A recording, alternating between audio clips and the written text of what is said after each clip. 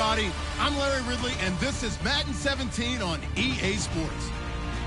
As we move into the final weeks of the regular season, here's a look at the teams jockeying for playoff position in the NFC. All these teams will be playing their hearts out, trying to claim the highest seed possible before Wild Card Weekend. It's the Saints going up against the Cowboys. With that, let's get you out to Brandon Godden and Charles Davis. They've got the call of this Week 9 matchup. We are sandwiched between Fort Worth and Dallas, Texas, and Arlington at the luxurious AT&T Stadium. Today, it's a Week 9 matchup set to go here between the New Orleans Saints and the Dallas Cowboys.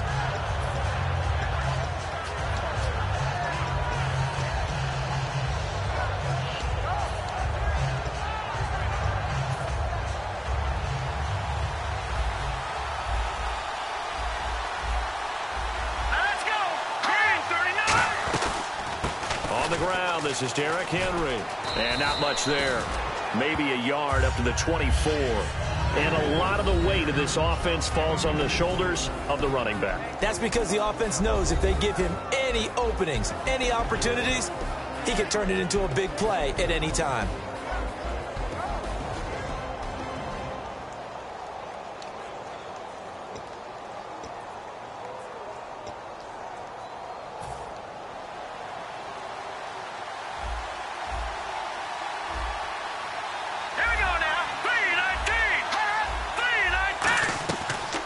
They'll throw here out of the gun. It's brought in here by Willie Snead. And they talked about how important the passing game was going to be against that defensive look. Good job there going to the air for the first down. It's all about preparation. It's all about planning. And then it's about execution. So they put it all together in practice. Okay, this is what we think we're going to see. This is how they get to it. And then when the game comes, read it and attack it. They go play action here on first down. And his throw here is incomplete. And a look at the defense for the Cowboys. Pernell McPhee's a strong run-stuffing outside linebacker who's beginning to blossom as a pass rusher.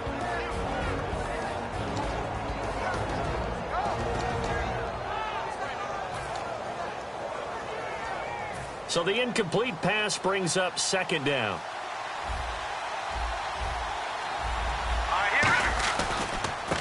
Going to give this time to the tailback. Oh, he breaks a tackle, and he's got an alley. And he cuts it out to the sideline. And all the way down to the 24-yard line. It's a big play there for the Saints. 43 yards.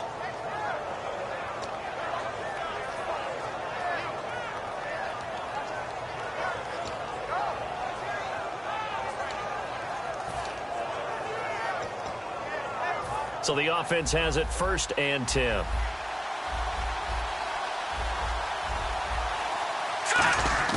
Now a play fake here on first down.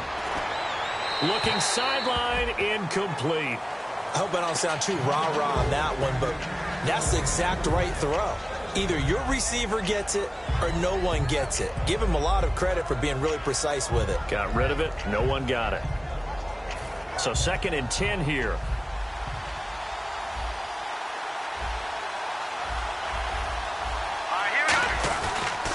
On the counter, it's Henry. And he'll get about 5 here as he'll take this down inside the 20-yard line. And there's a run to be happy with. Good, solid yardage. He'll take that anytime you hand the ball to a back.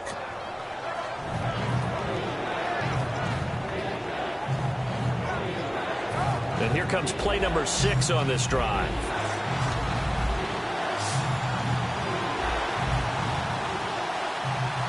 Third and 5, so they bring in an extra defensive back. Expecting pass. And he's got it. Touchdown, Saints. Their dangerous wide receiver. His 2nd touchdown on the season. And the Saints take it right down the field and score on the opening drive. A try here for the extra point. And it's good as the Saints have a 7-0 lead.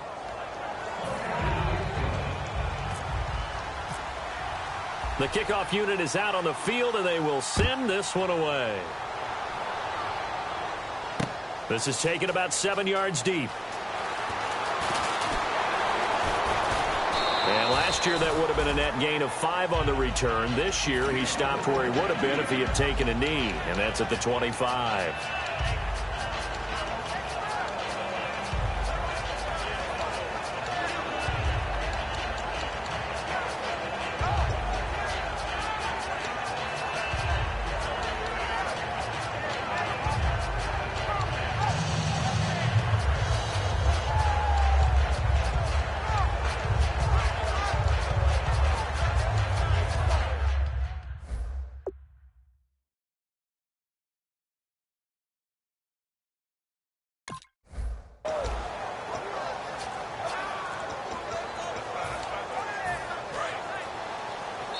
And with the play clock reading 4, we're going to get a timeout. They'll have 2 remaining as we step aside here in this first quarter.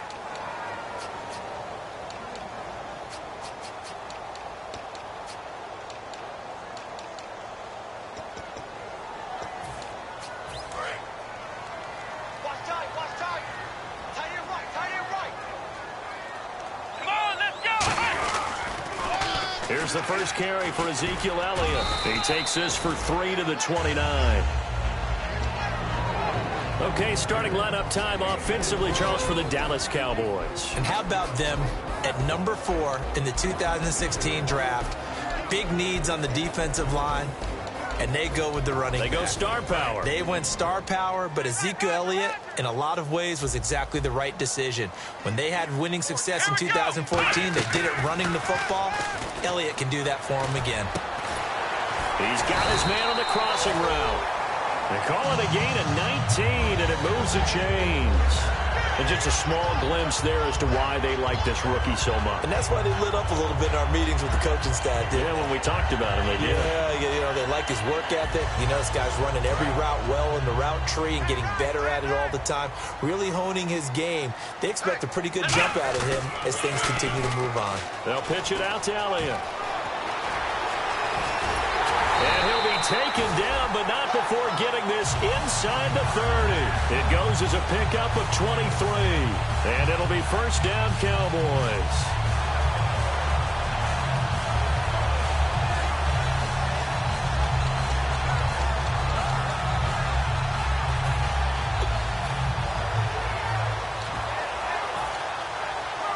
Clock rolling as we hit the midway point of this first quarter.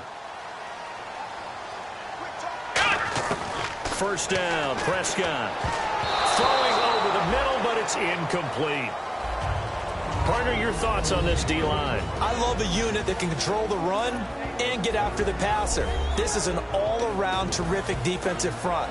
Hard to move the ball against them on the ground, and then when you want to throw it, look out. Here they come after the quarterback. Second down following the incompletion.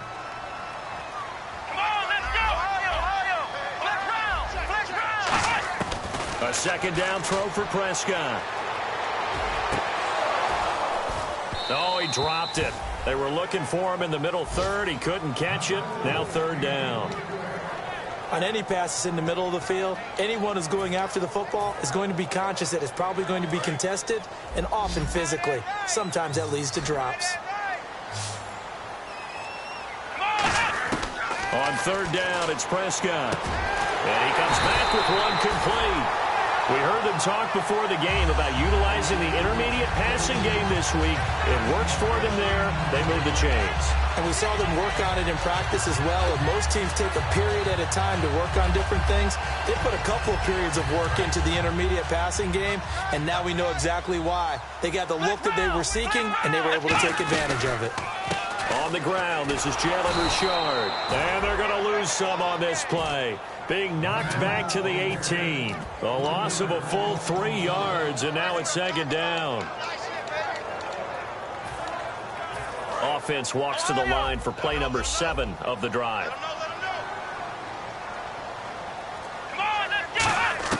Prescott now on second down. And that is caught. Touchdown, Cowboys. Their big-bodied receiver hitting double digits with his 10th touchdown of the season. And the Cowboys extra point away from tying the football game.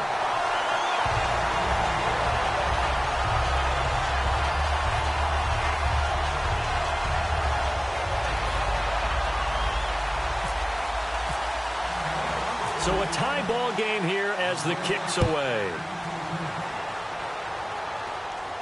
This is fielded a couple yards deep. And the decision to bring it out, a good one, as he's up a yard or two shy of the 30. The Saints coming out now to take the field. And they were able to punch it in the end zone last time. They'll be looking to do that again here for the defense. Obviously, they'll be looking to stop them from punching it back in the end zone. It always is punch-counter-punch, isn't it? And which team has the advantage? Well, let's just go back. Last time on offense, they rolled downfield, got into a good rhythm. You can see a little more bounce in and out of the huddle. You can see the sideline really get into the game. So defensively, you're thinking to yourself, how do we take that away from them? How do we get the advantage back? Let's see what they come up with. I think pressure is always the first way to go. You love pressure. I love it. We'll see if they dial it up this drive. Officially no gain on the play, and it's second down. Boy, that's a lot of sirloin steak to be taken down for no gain, partner. Are you trying to suggest that he is a huge man? He is not just a big man, a huge man. Big boy. Well, how about the credit then for the defense to be able to chop that big tree and put him on the ground? I know back when you played, it took 4 of you to take a guy like that down, right? Well, that's for sure. And you know what else? I didn't want to challenge him at dinner either. Back to throw now on 2nd and 10. Rolling. He's got a man. Complete. And he'll be taken down, but not before he gets into enemy territory. A great job pulling that one in from a guy, as we know, who can really blaze. He's got a lot of speed. And that speed can work for him so many different ways. Sometimes he just takes off and goes and just runs past people. Sometimes you get people to back off so far that you can catch everything underneath. But still, at some point in the game, you probably have to make some contested catches, right? Sometimes you have to go up and beat a defender for the football. He has that in his arsenal as well. Showed it right there. A first down carry for Henry. And he's able to get this one down to about the 40. Give him 5 on the carry there, and it'll be second down. Frustrating for a defense, energizing for an offense. Finding a way to create that type of yardage in your running game, got to make the guys carrying the ball very, very happy. So we've got a 2nd and 5.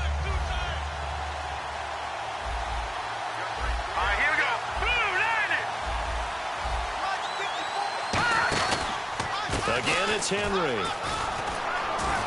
And some space here. Derrick Henry all alone. Touchdown, New Orleans. Derrick Henry, his 9th touchdown of the season. And the Saints have taken the lead. And on that long run, maybe the defense caught napping a little bit. The concentration level may not have been there. I agree with you on that one, because those types of plays, when they result like that, they're almost like big bolts of lightning, aren't they? Whoosh, and off he goes. The kickoff team on the field now as they will send this one away. That'll be taken in the end zone. And he'll wind up about 4 yards shy of where he would have been if he had taken a knee, as they'll start at the 21-yard line. The offense for the Cowboys now working their way back onto the field. And that last drive, a long drive, but not just that, they had a great air attack going. Do they stick with that? I would think that they would, because if they were confident enough to do it on the last drive, starting backed up in their own territory, why would you change anything? They've got to be confident about what they're presenting and continue to do so. Yeah, because the secondary, they really look clueless. And that was amazing, because that drive went and went, no adjustments, and no big plays by the defense to knock the ball away. Fresh set of downs here.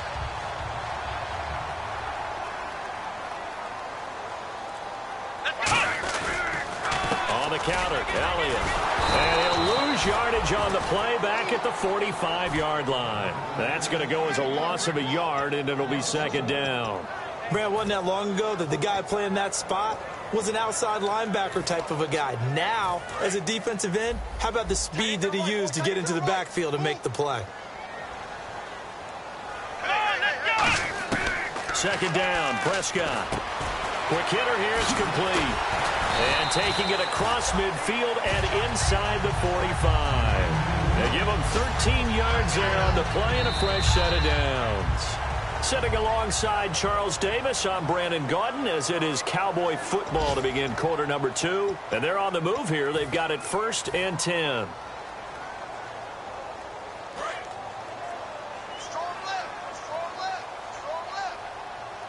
They come out here in the eye. They'll try the sweep with Elliott. And he's going to take it down to about the 35 here. It's a 7-yard carry to set them up with a 2nd and 3. This drive is turning into an extended one, and the guy carrying the ball, he's becoming more like a body blows guy. Every carry is putting some damage on the defense. So after a while, I'm not too sure how many guys are going to want to run up and tackle him. A 2nd down throw for Prescott. And the hit jarred it loose. It's incomplete.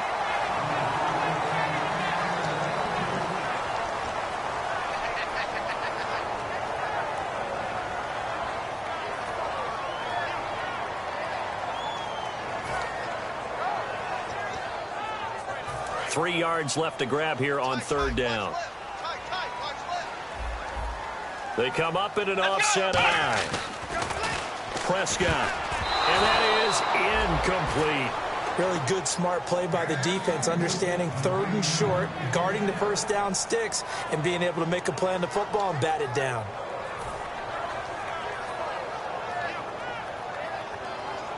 And forthcoming, a field goal try for the Cowboys. It'll be spotted on the right hash. A 52-yard attempt. And his kick is absolutely perfect. And they'll cut the lead back down to 4 now at 14-10. A little bit of a lower trajectory there on the deep kick, and it worked. Had to do it because he had to drive it out low because of the length of the kick. Able to do that, got it above the defense and over the post. This is fielded at the goal line. And he'll get it up just past the 20, and his guys will go to work at the 21-yard line. Out is the Saints offense now as they get ready to take over here.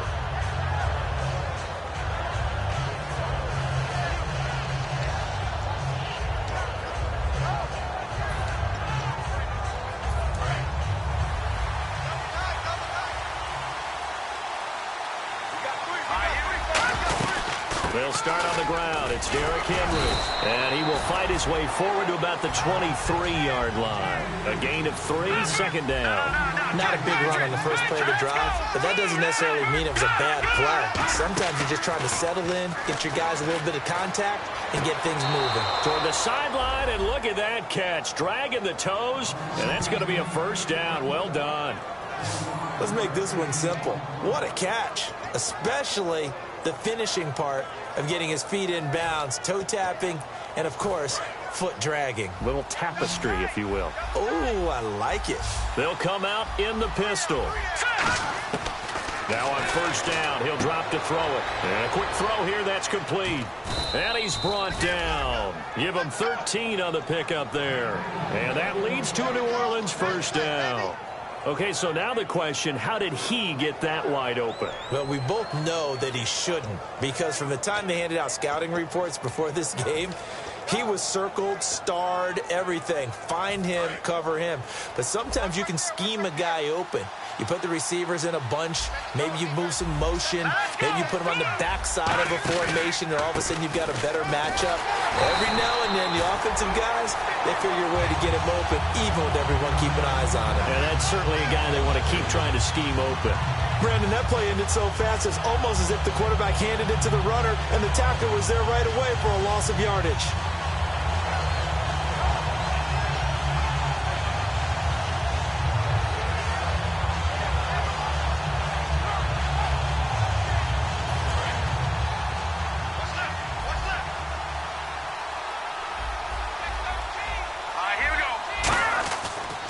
And on the ground they go with a running back. 17 yards on the pickup there. The drive will continue. It's a 1st down. Smart approach there, using the run to pick up the 1st. And that was a defensive setup they prepared for this week, knowing that keeping it on the ground was the best way to attack it. And that means also that they're able to read them pretty well. All the things they prepared for, when they get to the line of scrimmage, they see it in pre-snap recognition and know exactly how to attack based on their planning and preparation. They go play action here on first down. And they're not able to hook up there. Incomplete. The tight end, Max Williams, the intended receiver. And now it's second down. But there's no trace of nervousness there. He was able to diagnose that play from his linebacker position, stay in excellent coverage, and bat the ball away.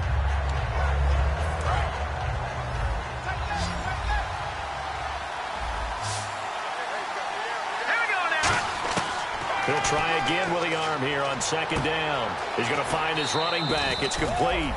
It's a gain of 7, and that'll make it third down.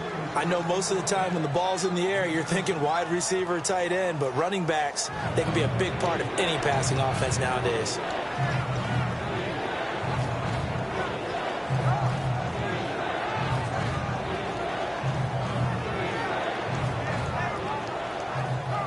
Seventh play of the drive now as they come up on a 3rd and 3. And the defense definitely showing blitz here. They brought in an extra defensive back here, so probably not expecting a run on 3rd and 3. A good call. They'll look to throw, and unable to connect on the long pass. It falls down incomplete. And the coach has decided to throw the red flag. He will challenge this play.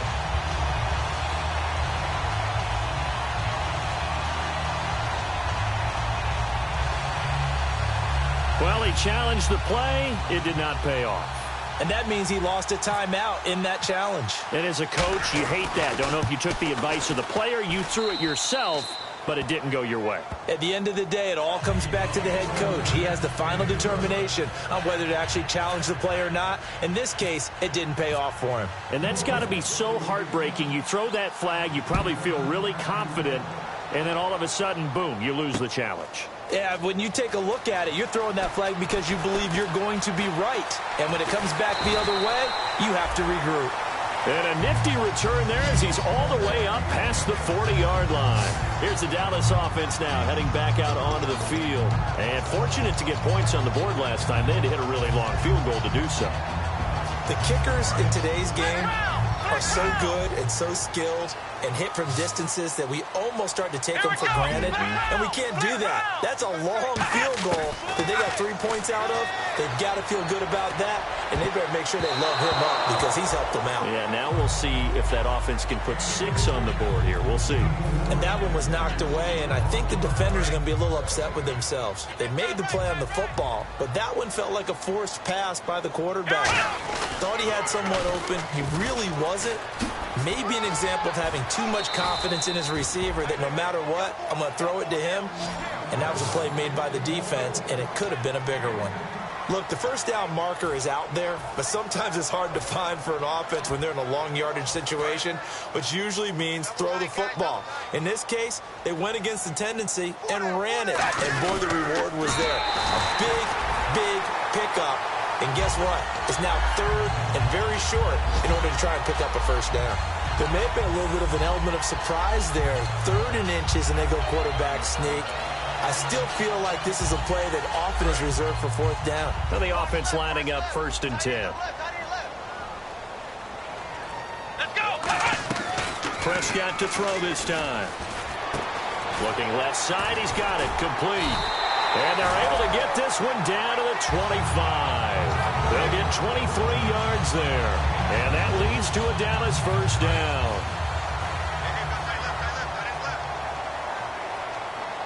They come out here in the eye.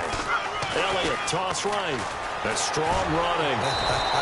And they take him down, losing yardage back at the 27. It's a loss of 2 there, bringing up 2nd down. This is going to sound a little strange, but that was a really nice effort because he broke a tackle and almost sprang free, but it still ended up with a loss of yardage. The defense won that battle. Prescott from the gun. Now a clash of bodies here, and it's intercepted. A great read, and it's picked off.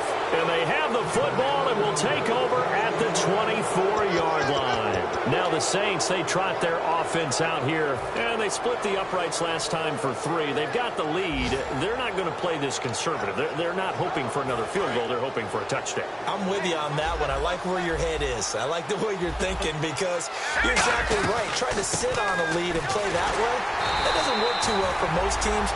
Run your offense. Run what you do best. Exactly. Put it all the way down and try to increase your lead in a big way. And the best way to do it, touchdowns. And the D-line pinching together must be expecting to run.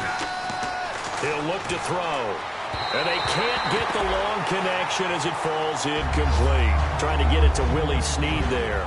And that takes us from 2nd to 3rd down.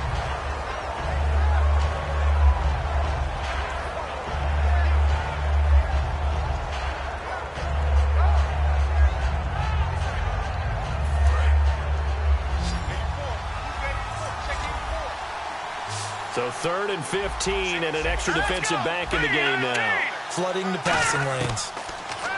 They'll set up to throw. Flush to his right. Room here to run. And they'll bring him down here up at about the 22-yard line. Call it a gain of 3. And that'll bring up 4th down. And they had an extra defensive back on the field on that play, and the coverage was excellent. He tried to pull it down and run for it, but they rallied to him and kept him short of a 1st down. This is brought in at the 21. A terrific return there. 27 yards all told. And the Cowboys will take over the football with a 1st and 10. Here's the Dallas offense now heading back out onto the field. Looked like they had something going last drive. Then the interception happened. Will they recover? The memory they need to keep with them is that they did have something going. They were moving the ball on offense, had a nice sequence going. Don't worry about the other part. You can't get that back. Let's go back to what you were doing well before. I thought you were going to say they need to have no memory, but remember the good part, forget the bad. I like that even better. 2nd down now after the pass completion.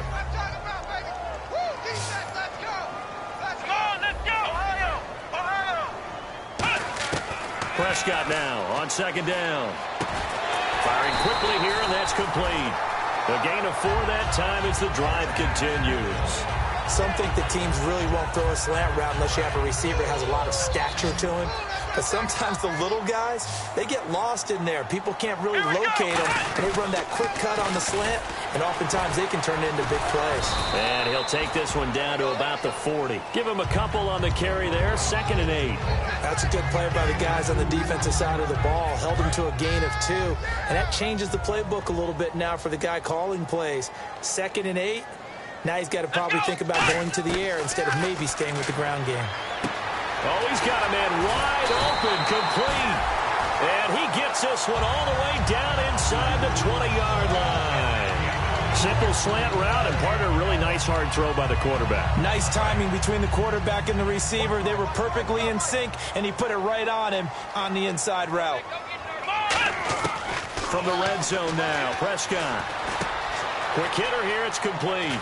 And eventually brought down, but it's near the 5 at the 6. A solid pickup at 13 sets him up 1st and goal. It's a nice completion, a little bit of run after catch as well to create the yardage that they got. But it is so tough to cover that route, the drag route, because they run it at varying speeds. And he is into the end zone for a Cowboy touchdown. Ezekiel Elliott, his 11th touchdown of the year. And the Cowboys are an extra point away from tying the football game. And he gets it to go, and we're all even, 17 apiece.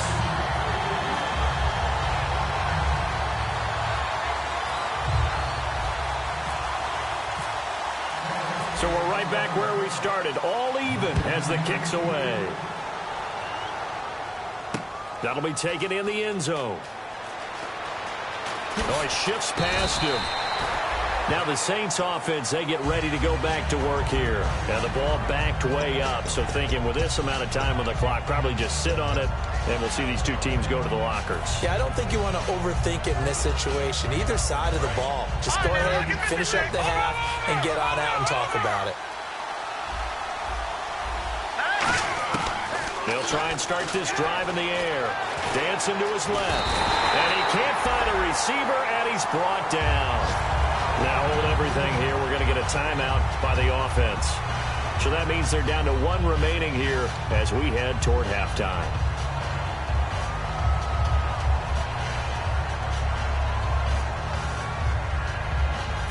So the D gets the sack on first, and now it brings up second down. Out of the gun, they'll look to throw. And he takes a shot on the release as this will be incomplete. He couldn't get the hook up there that time with Thomas, and it's third down. So much of this game is about leverage. We always talk about low man wins in the trenches. Well, it's like that at just about every position. And sometimes, if you lose that leverage and you're losing the battle, just jump up at the line of scrimmage and try and bat the ball away. And that's exactly what happened there. Now on third and long, they'll look to throw. And he'll get it up here this time to the... And now the Cowboys are going to call another timeout. So that means they're down to 1 remaining here as we head toward halftime.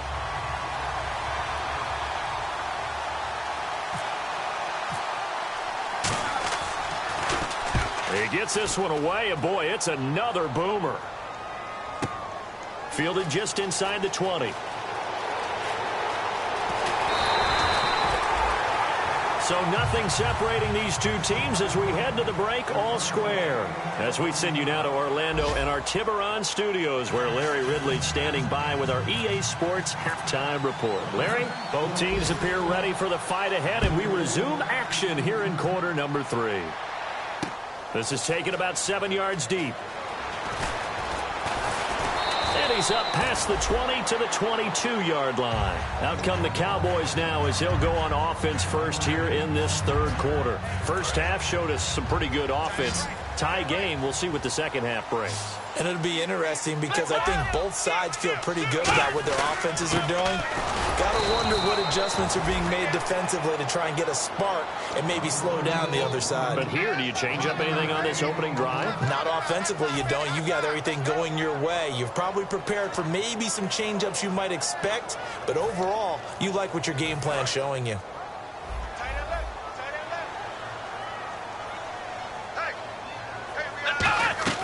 Off play action to Elliott. Here's Prescott. And this will be incomplete. Not too many things get to a quarterback of this magnitude, but I think it's safe to say that pressure can get to any quarterback. Now, he's obviously a great franchise quarterback, but felt the pressure, threw it incomplete. The Saints with an extra defensive back here on third on the field. Could they blitz? Now Prescott. And now another one thrown incomplete. And you really can't pin that one on the quarterback, Charles. The O-line, they've got to protect better. And they know it. That's their meal ticket. They want to take care of the big guy behind them. In this case, they let him down.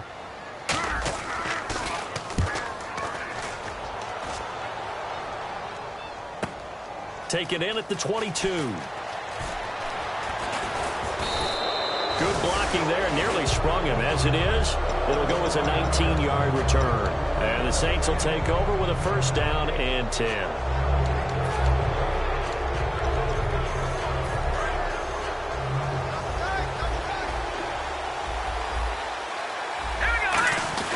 They begin with Henry.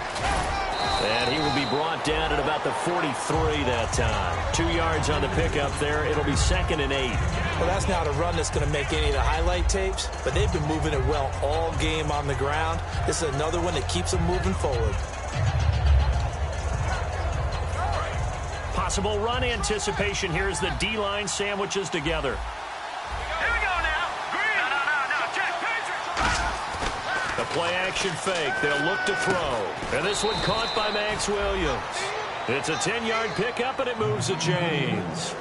So much goes into a successful play, doesn't it? How about that play action there, freezing the defense just enough to bring the tight end free downfield for the completion.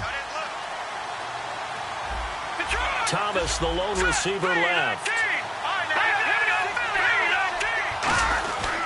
And he'll give it here to his running back. He'll get about 4 here, down to the 43-yard line. But really, that was no surprise there. They've been running it well all game.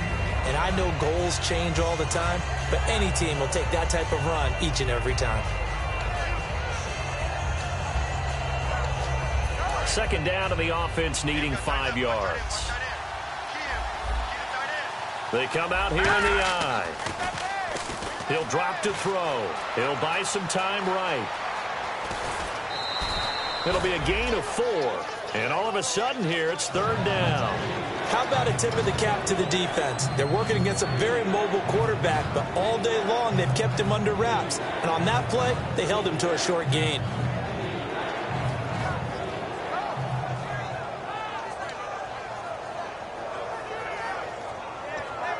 And they're just a couple of yards shy of a 1st down here on 3rd down. He'll look to throw. And this is going to be incomplete. He was trying to hit Thomas that time, and it's 4th down. I'm not sure we could spot any tendency here on this 3rd down. They could have run it or passed it. Either one was available. They chose to try and get it through the air, but they were unsuccessful.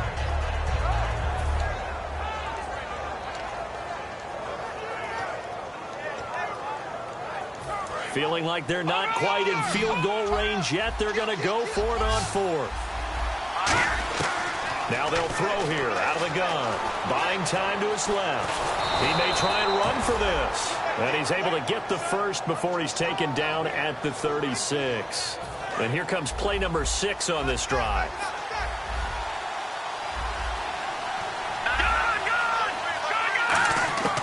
On 1st down, he'll drop to throw. And a diving grab. I think he got that. Yes. It's a gain of 21 that time. And it'll be 1st down, Saints. I'd have to say that whenever you see a good post route run, they do not like to let it end without the catch. Hence, that great diving play. Yeah, lay it up there, let him go get it. And he got it. And he'll get this one down to about the 10-yard line. Call it a gain of 4 on 1st, and that'll make it 2nd down. I don't care what the emphasis is in the NFL at any given time. Every defense is still going to say their number 1 goal every game is stop the run. And right now, they're not doing that. And that really chips away at your confidence. They'll look to throw here. His throw incomplete. He was looking for his tight end there, Kyle Rudolph. 3rd down here. All defenders get tired of hearing about their lack of hands and why they're playing defense instead of offense. But in this situation, it was the hands that made the play. Batting the ball away on an attempted touchdown pass. Excellent job. Way to knock it down. On 3rd down, Henry. And he is into the end zone. Touchdown, New Orleans. Derrick Henry, his 10th touchdown of the season, 2nd of the game. And the Saints have moved out in front. Now the extra point try forthcoming. And they will take a 7-point lead now.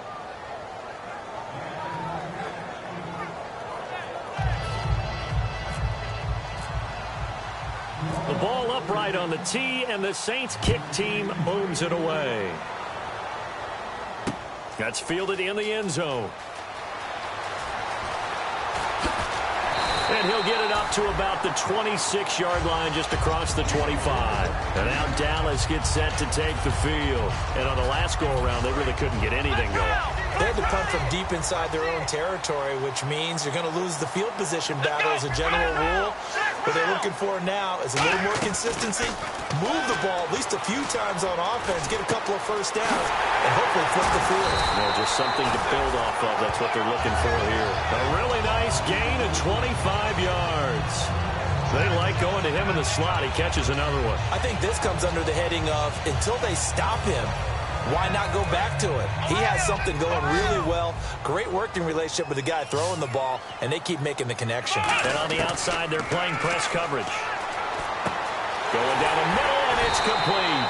And he gets this one all the way down inside the 20-yard line. Now, that play will end up on the highlights, and you'll see it all over the place. But what you won't see, the offensive line that bought the extra time, that allowed for the big completion downfield. Those guys made that play possible. Toss left to Elliott. And able to break one tackle, but then quickly brought down. But a nice little gain. 9 yards is the pickup there, and they'll have a 2nd and 1. Okay, no score on that play, but this guy's been a touchdown machine all year long. You know they trust him with the football.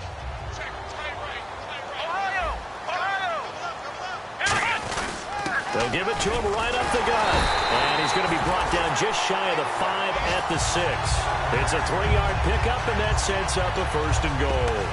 It's nice every now and then in this game not to see people overthink it. Just hand it to the old reliable guy. Let him pick up the 1st down. So the offense has it, 6-yard line, 1st and goal.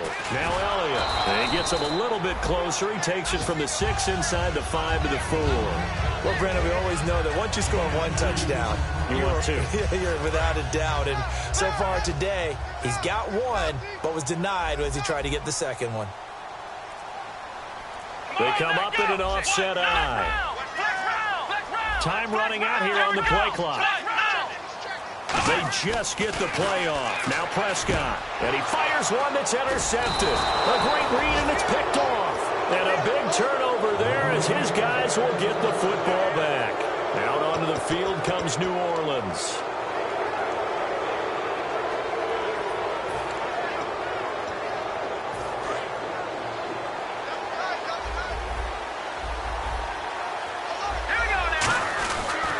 Carry now for Derrick Henry.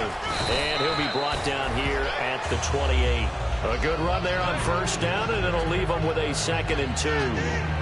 First play of the drive, let's give credit all around. Excellent blocking, but the guy carrying the ball, he was the finisher. A really nice run. So this brings up a 2nd and 2. Henry, the lone man in the backfield. And he'll get it up the middle. And he gets this one just shy of the 40. They'll mark him down at the 39. A nice pick up there, 10 yards, and it'll move the sticks. But we just saw him run the football really effectively there with 3 tight ends in the game. And any defensive coordinator, when they see that set, if they can get more bodies out onto the field, not more than 11, of course, but bigger bodies to combat what they're going to do, because that's a run-heavy formation. Those guys are out there to block 9 times out of 10, and in this case, they did it really successfully.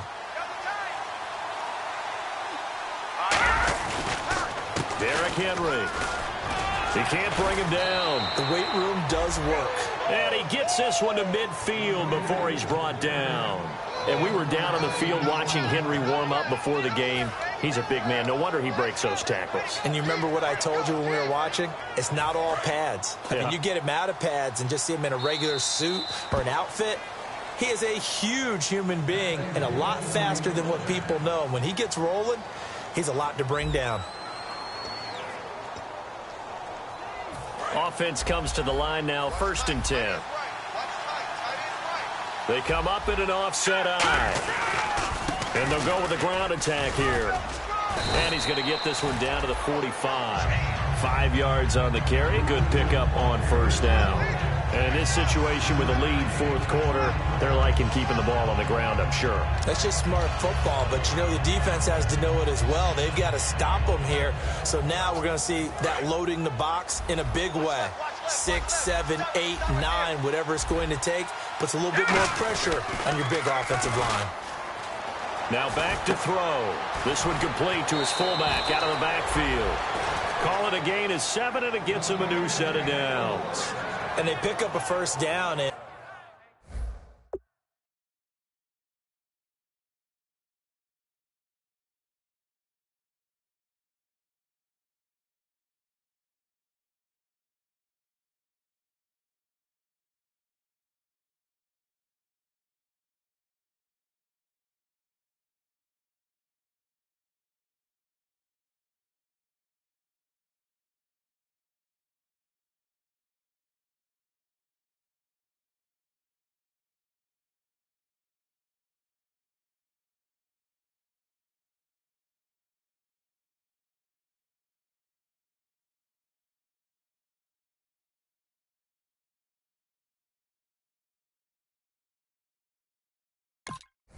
And that came out of the fullback position, but as you and I both know, that doesn't necessarily mean that's a fullback playing in that spot.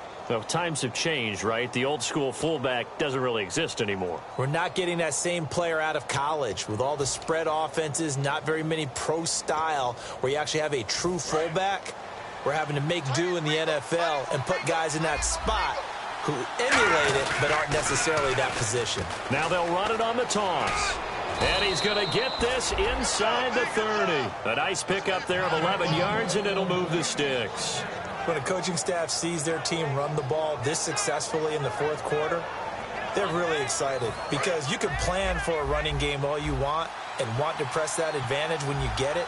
But for the most part, it's a little bit of a surprise. And right now, they've got to keep that going, want to continue to grind. And he'll take it into the end zone for the Saints touchdown. A great effort there with touchdown number 7 on the year. And the Saints add on to their lead. Point after here coming up. And the lead is up to 14.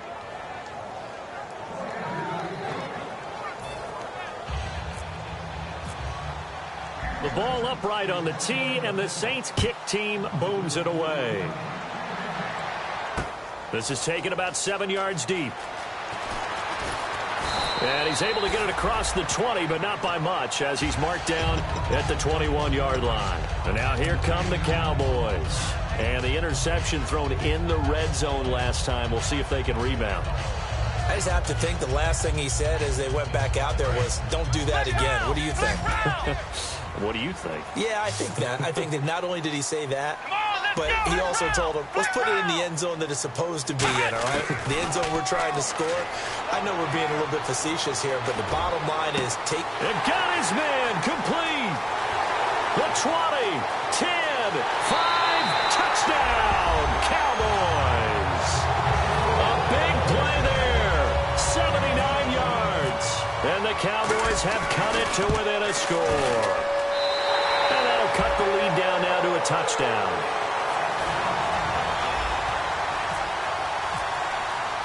Now after the touchdown, ready to boot it away, Riley Dixon. This is fielded a couple yards deep. And he'll take it back to about the 19-yard line.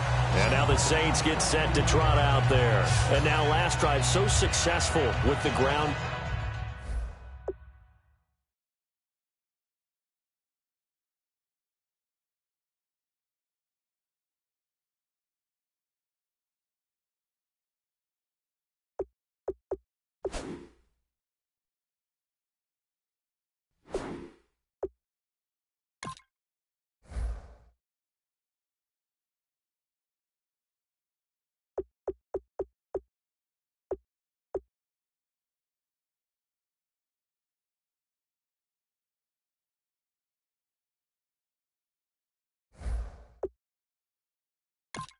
Game ending in a touchdown. Do you stick with that formula? That would be the number one thing you would think of, but so many guys now would look at it and say, we've got them set up so well for play action. Now's the time to take a shot. Yeah. But, you know, there was a big-time coach in the state of Ohio who once said, if you throw the ball, if you put it in the air, 3 things can happen, and 2 of them are bad. He would have kept it on the ground. Now it's Henry. He'll get about 3 as he's taken down at the 23. In on the stop, it's Tahir Whitehead. The fourth quarter here, they've got the lead. They want to keep it on the ground. That's what they're doing. Smart football. Keep the clock grinding. Keep it going. But you got to figure now, they're going to see more people stacked up at the line of scrimmage as they try and bleed it out. Henry, the lone man in the backfield. And he'll get it up the middle. And he'll get this one up to the 26. 3 yards is half of what they needed. Now can they get the other 3 here on third down? Boy, where would these guys be without his performance on the ground? That puts him over 100 yards now for the afternoon, and I tell you, he seems to be getting stronger as the day goes along. Third down now following the run.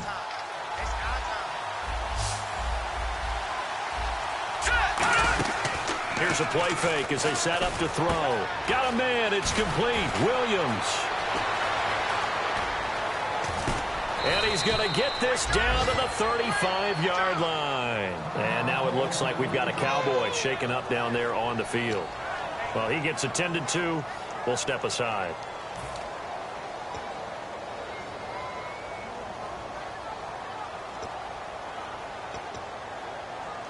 And now a first down following that long gain. They'll run it now out of the gun. And brought down, but not before they're inside the 25. 12 yards there as they move the chains. Really good, skillful, tough running throughout this contest. Picked up first down after first down. He's got to have a nickname, doesn't he? How about the human first down machine? I think that fits.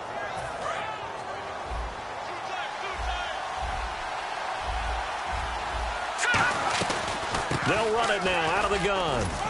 And he'll keep it moving down to the 15-yard line. Just what you want on a first down run. Call it 8 yards. And it's 2nd and 2. Offense in a good spot here. 2nd and 2. From the shotgun, he'll look to throw. Oh, the ball comes out on the hit, but they'll say it's incomplete. I know in every game we do, we talk about momentum. That was a momentum play lost. And now there could be a letdown because they didn't get the interception. Yeah, you could almost hear the collective gasp on the sideline as he could not come up with that football.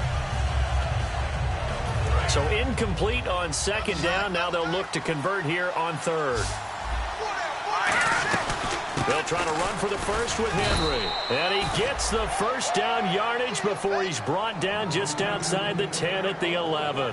I don't know about you, but that almost felt like old-time football there. 3rd and 2 is not necessarily just a running down anymore. A lot of times they want to throw the ball. They went back to the roots and powered forward to get the first down. And they'll lose yardage here. They go backwards to the 13-yard line. That's going to go as a loss of 2, and it'll be 2nd down. Now a shotgun snap as they'll look to throw. And he's got him. It's caught in the end zone. Touchdown, New Orleans. Their dangerous wide receiver. His 2nd touchdown of the game, his 3rd on the year. And the Saints now add 6 to their lead.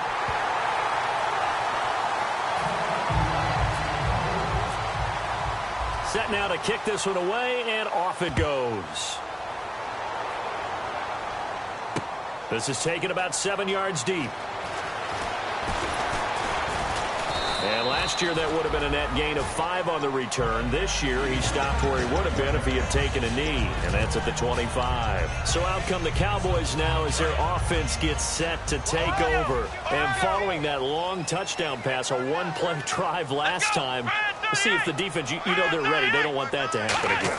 And you would have thought they would have been ready the last time. I mean, that's what you work on all the time. Make sure that no one gets behind you. That's the cardinal sin of defense, not giving up the long pass. They did. Let's see how they adjust. Flex round! Flex round! Ohio! Ohio! Come on, let's go! Flex round! Flex round! Watch the twitch! A 2nd down throw for Prescott.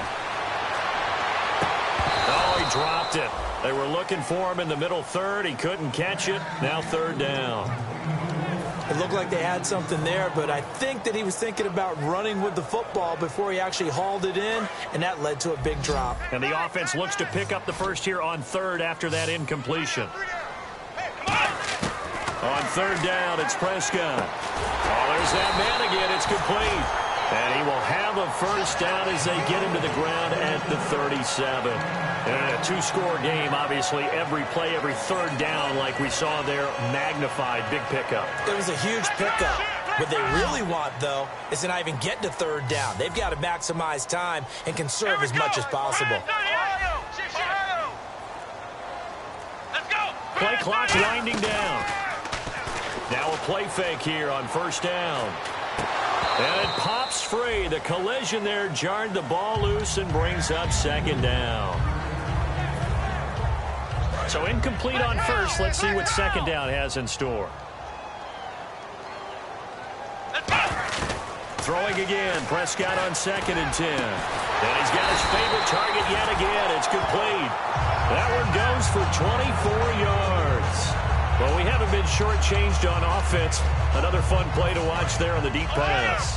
This game has the feel of, what, a turkey bowl, a Thanksgiving day. You know, when we get together this year, when the Davises and the Gardens get together, that's what our playbook's going to look like they're drawing them up in the dirt, and so far it's working for both of them. And a quick throw here, that's complete. 11 yards on the pickup, and the Cowboys are going to get a first down. slant route's effective no matter who's running the route and catching the ball. But when you have a receiver of that stature, you have to be a little bit more precise throwing it. You don't have the same catch radius with the bigger targets. Time for a break. We're back to finish this one off after this. Prescott looks to throw on first. And incomplete, a drop there in the middle third of the field. That'll bring up second down. Looked like they had an opportunity for a big play across the middle, but he didn't have the concentration or the focus necessary and dropped it before he could haul it in. Offense walks to the line for play number 7 of the drive. Here we go! On second down, Prescott again. And this time he's got the hook up. It's complete. And down inside the 15 he goes. Now whistles come in. We're going to get a timeout here by the offense. It's just their first. They've got 2 more to use here in the final stages. Here we go! They go play action here on first down. And incomplete as he was knocked as he threw it. And it took the ball off course. The good signal callers would never go back in the huddle and play the blame game because they need those guys to protect him. But on that last one, his offensive line, they lost their leverage very quickly, and that's why they were able to get to him and hit him as he tried to throw the football and force an incompletion. And he's going to go down. He's sacked back at the 24. A well-designed corner blitz that gets him for a loss of 8 yards. Here we go! Third and long for Prescott. And he dropped it. Now it was tipped. Altered the ball a little bit, but he dropped it. And now fourth down. Well, we're not playing 3 yards in a cloud of dust football anymore. I kind of get why those old school coaches sometimes didn't want to throw the football. Because if it's popped up in the air, it almost turns into slow motion. And both sides trying to get to the football, and you're holding your breath wondering whether it's going to go good or bad for your team. Prescott now. And this is intercepted, and that should do it. A great read, and it's picked off. Past the 10 to the 11-yard line, and that's where the return stops. Back out onto the field now comes the New Orleans offense.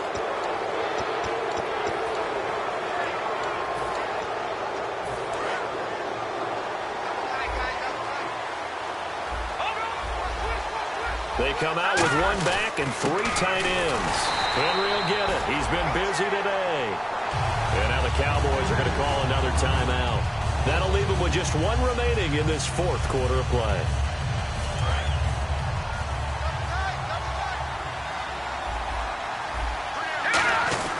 They'll run it again with Henry. And a nice gain there as he'll be taken down just shy of the 20.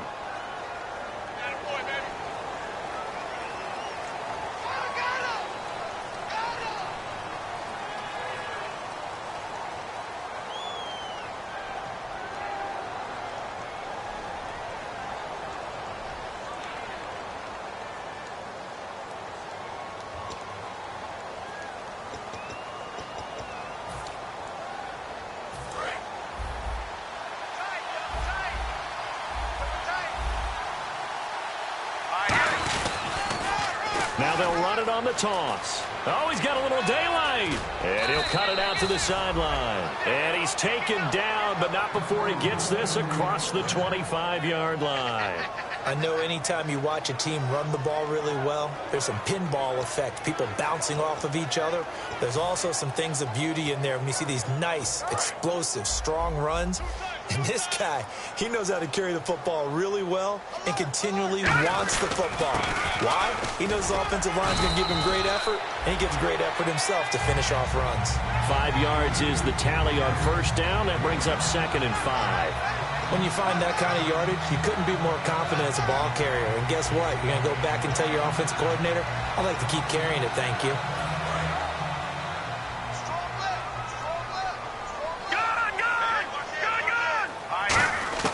Now it looks like he'll throw here. Looking deep downfield. He's got it at the 15. Now hold everything here. We're going to get a timeout by the offense. It's just their first. They've got 2 more to use here in the final stages. So after that big gain, let's see what else the offense has up its sleeve. From the red zone now, they'll look to throw. And that is incomplete. 16 seconds now on the clock.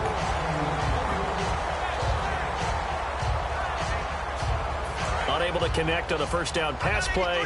Now it's second down. From the shotgun, he'll look to throw. Try to get it to Williams, but it's intercepted. A great read, and it's picked off. And the return will stop them well inside their own 20 at the 15-yard line. Now the Cowboys offense heads back onto the field. They have a little bit of time left here, but this one not going to go their way. And this is where, in this situation for me, you just go ahead and run out the clock, shake hands, congratulations, and move on. Because now, you're not going to make up for what's happened during the game. And this is intercepted, and that should do it. A great read, and it's picked off. And they are going to set up shop at the 40-yard line. The Saints offense now, they get ready to... Now whistles come in. We're going to get a timeout here by the offense. And as the two teams talk it over on their respective sidelines, we take a break. And this will likely be the last play and wrap things up. One receiver left, three to the right. Trying to shake off the interception. He'll look to throw. He'll air it out deep for Thomas. And this one incomplete.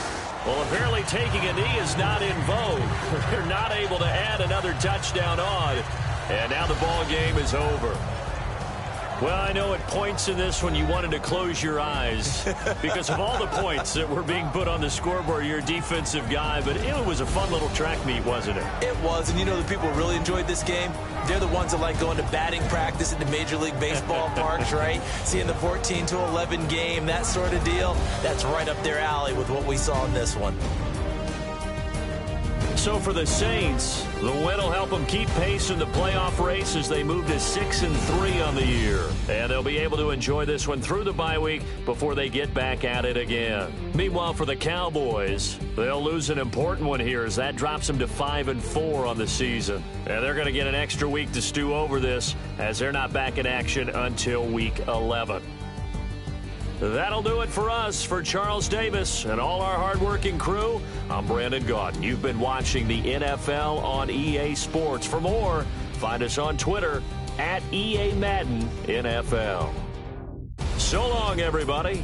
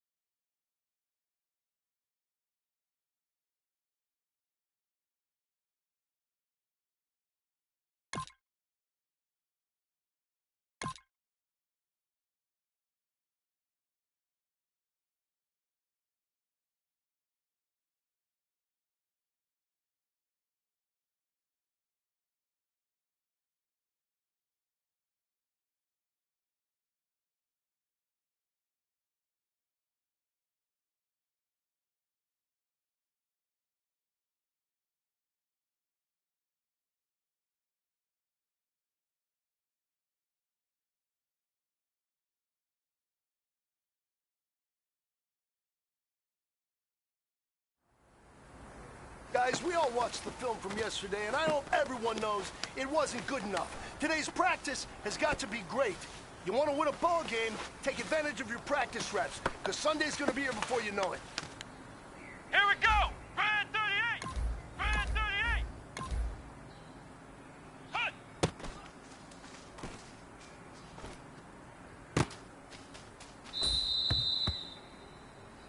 Let's go! White! Hut!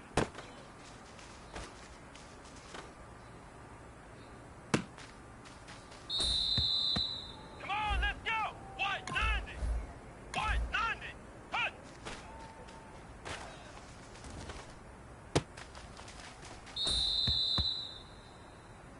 Let's go! White 90! Hut!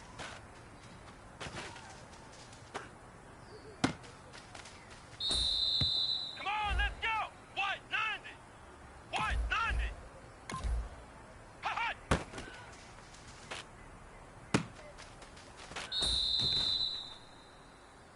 Come on, let's go! Brand 38! Brand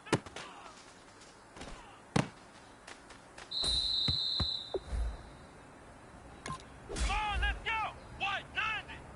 White 90!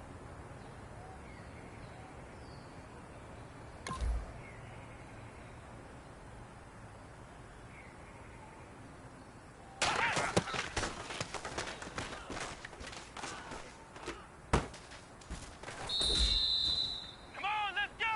White 90! White 90!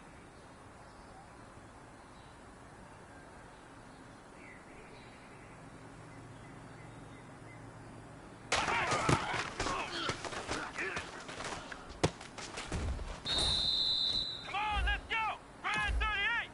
Brand 38!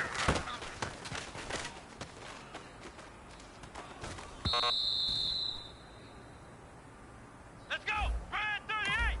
Brand 38! Here we go! White 90! White 90!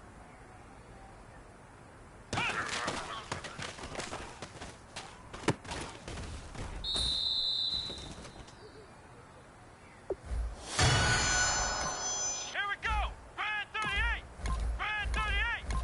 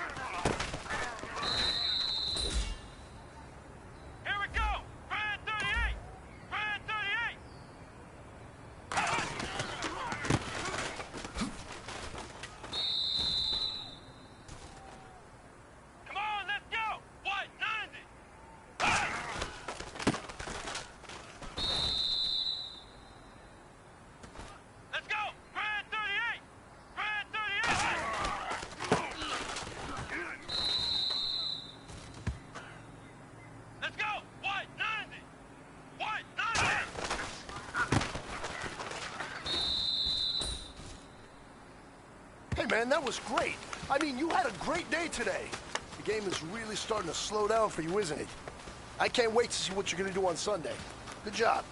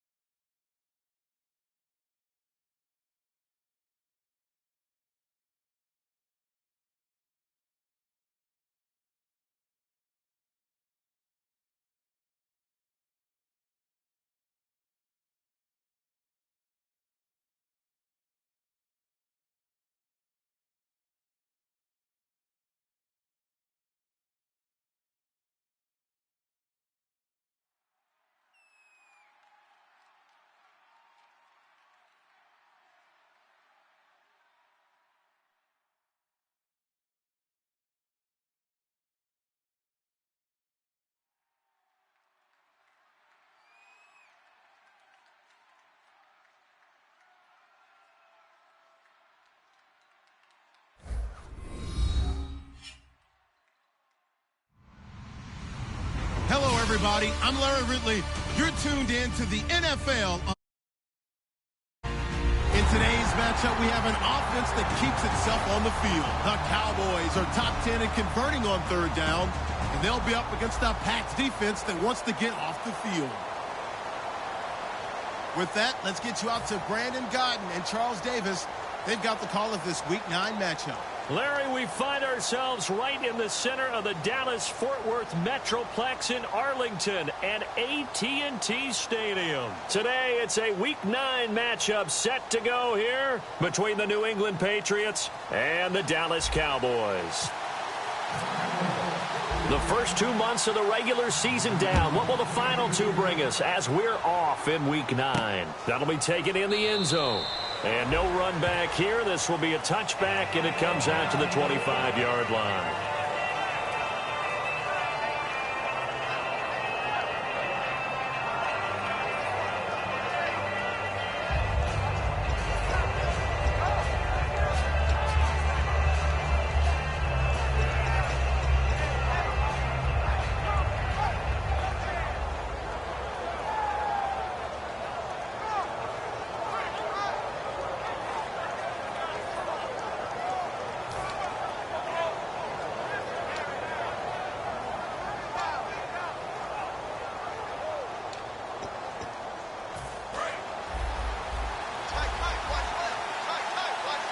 They'll come out in the pistol. Now a handoff here to his running back. Oh, a heck of a move. Man. And he'll wind up with about 6, up past the 30 to the 31. Some runs are blocked so well, you almost forget that someone has to carry the ball to gain the yardage. The leverage by the offensive line to create space up front, really well done. On second down, here's Newton. Flushed out right. To the right side, it's Kelsey. And he'll bring it up here to right at the 40-yard line. They get 9 out of that one, and as a result, the drive continues. We talk about mobility on quarterbacks all the time. Here's where it really pays off. Able to move, evade, and is accurate throwing on the run and picking up a first down. On first down, Newton. To the sideline, and oh, a nice catch there. Made sure the feet were inbounds, and they were. And the Buffet boys, the O-line, hopefully they're ready today. Listen, you got to feed them first. But if you do, you usually get a great product out on the field. And when they play well, the quarterback can't wait to feed them afterwards. Completed pass play. Now let's see if they go back to the air or to the ground. Now a play fake, and it's Newton. They'll roll him out right, and he'll get nothing out of that one. They'll give him a yard on the play, and it'll be third down.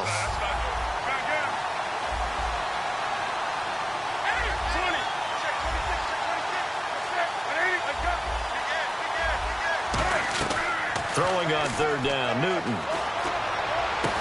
And that will be caught, but out of bounds. Out of bounds, ruled incomplete here. Well, third down, he tried to stay in bounds, did all he could. He caught it, but was led a little bit too far. Yeah, and that's always difficult, isn't it? Because you know half of your body is trying to stay behind while the other half is reaching out, trying to catch the football. The top half worked. It was the bottom half that was in question.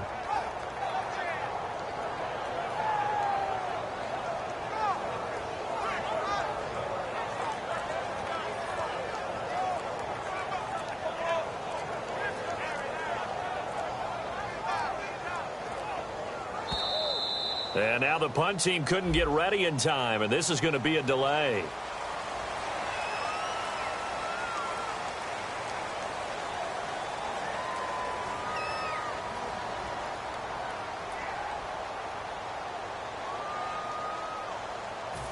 Now Jordan Berry on to kick this one away.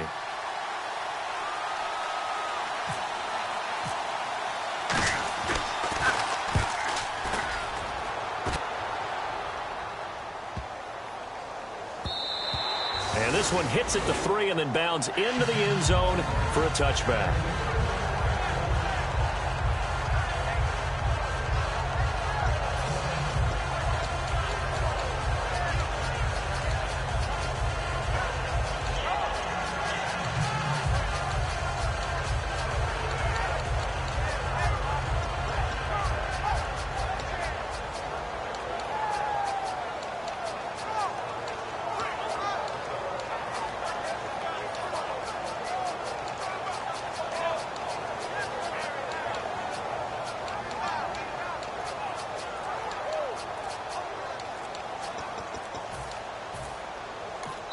And with the play clock at 5, we're going to get a timeout. They'll have 2 remaining as we step aside here in this first quarter.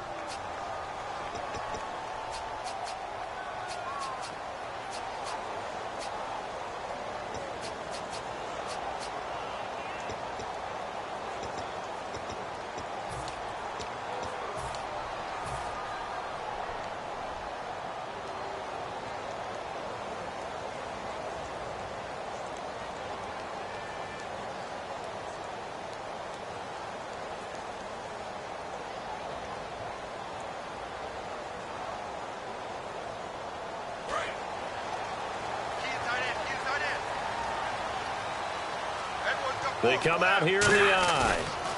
On the ground, this is Lamar Miller.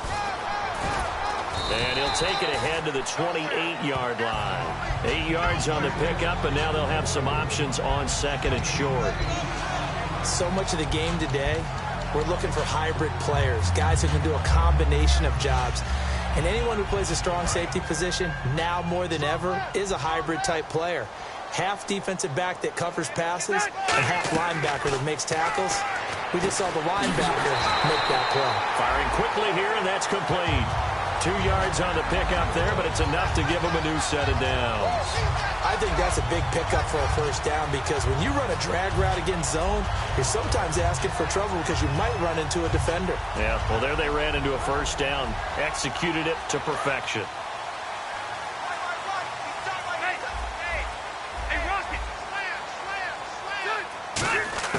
Now a play fake here on first down. And the catch made. This is Emmanuel Sanders.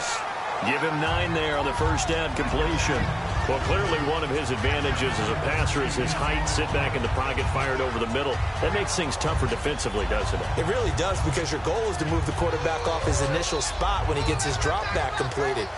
But when you have that type of height, he can stay in there. If he's willing to take the hits and just fire over the top, which saves him time and actually completes a play a little bit quicker than it normally does for a quarterback who has to slide and find open space to throw. Now the longtime Patriot. It's LeGarrette Blount. And he'll get up to the 43-yard line. But just 4 yards on the pickup, but that's good enough to extend the drive. 2nd and 1 is often an invitation to take the big shot downfield. I'll bet the offensive lineman said, are you kidding? We just get on our backs and let's go get the first down. They love being physical. And some changes here as the D-line separates some. They keep it on the ground. This time it's Miller. And some room to roam now. And he'll be taken down, but not before getting this inside the 30. That goes for a gain of 31. I can say this from experience, especially from a defensive back's perspective. There's not many things more terrifying than a toss sweep or a pitch play and all that beef out in front of the runner. Yeah, I had an old coach say 3 words on those plays, toss or pitch. Set the edge. Heard them over and over. A lot of times they roll the edge, and when they do that, that's why you can go for a long way. They pick up 12 on the play there, and they move the chains. Well, coaches always talk about finding balance on offense. I don't think you get much more balance than this. Big-time run, big-time pass. A 1-2 combination. Looked pretty good. How about that? Let's see if they can continue to take that kind of a punch, though. And no escaping this time as he'll go down. They got him for a sack. And plays like that really hurt play calling. They had a really nice gain on the previous play, but gave about half the yardage back on the sack. Excellent pressure up front. Nowhere to go with the football. Down he goes.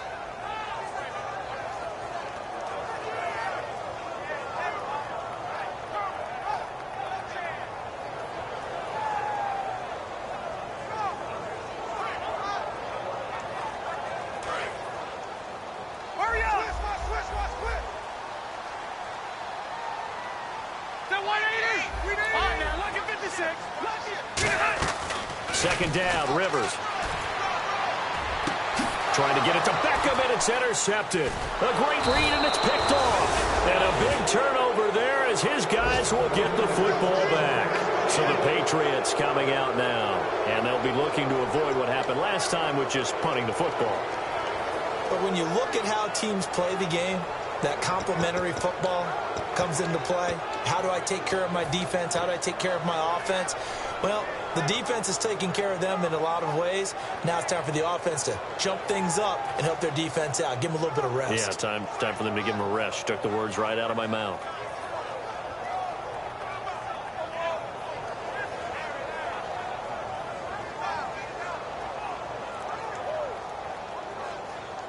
And tough starting field position here.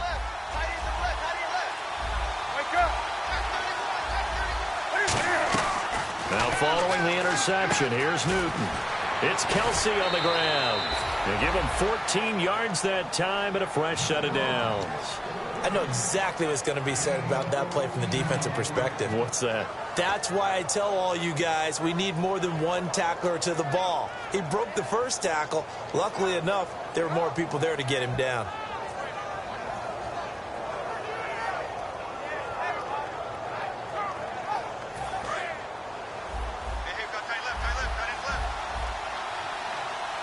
Again, we'll see the pistol here. One receiver to the left is Cooper. On first down, it's Newton. Out to the flat. That's complete to his running back. And he maybe makes it back to the line of scrimmage. That's it. It's a loss of a yard there, and now second down. Well, they try to swing it out left into the flat, complete, but really nice open field tackling. And they played that one like a great boxer. They were on their toes on that one. They weren't back on their heels reacting to the play. No, they saw it, came right for it, and made a nice tackle for lost yardage. It's an 8-yard pickup, and that's going to bring up a third down. And we have to give credit to him for buying time and extending the play. But, you know, there's some really upset defenders on that one. They thought that they had him. Instead, he was coated in Teflon and got away. They'll run it now out of the gun. Now he will have a first down here at about the 40. The offensive line and its ability to open holes in this defensive front, something they were confident they could create in this game. Got the job done there, picked up the first. And something they wanted to do. Have we ever met offensive linemen that don't want to fire out and hit people? I mean, they love the running game. Guys want to do that. And when you emphasize it, practice it, and work on it, that gives you an opportunity during the game. On first and 10, Newton. Going deep here for Stills. And it's knocked away and incomplete. He was trying to get that one to Kenny Stills. And that'll bring up second down.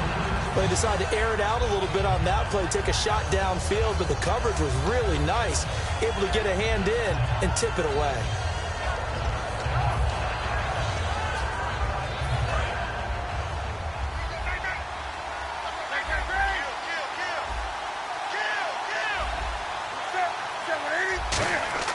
Back to the air, Newton on second down. Throwing left side here, and it's complete. And he is out of bounds on the other side of midfield.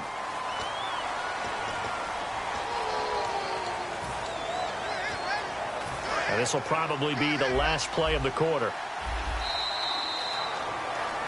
Alongside Charles Davis, Brandon Gaudin, it's the Patriots in possession to begin quarter number 2, but they face a second and long to start things out.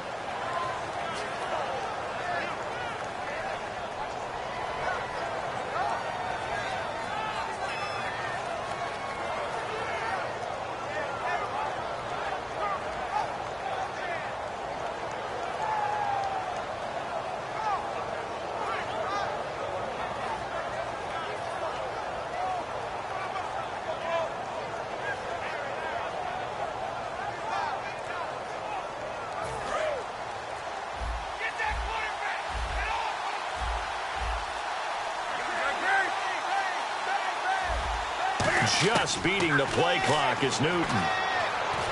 Got a man, and he hits him in stride.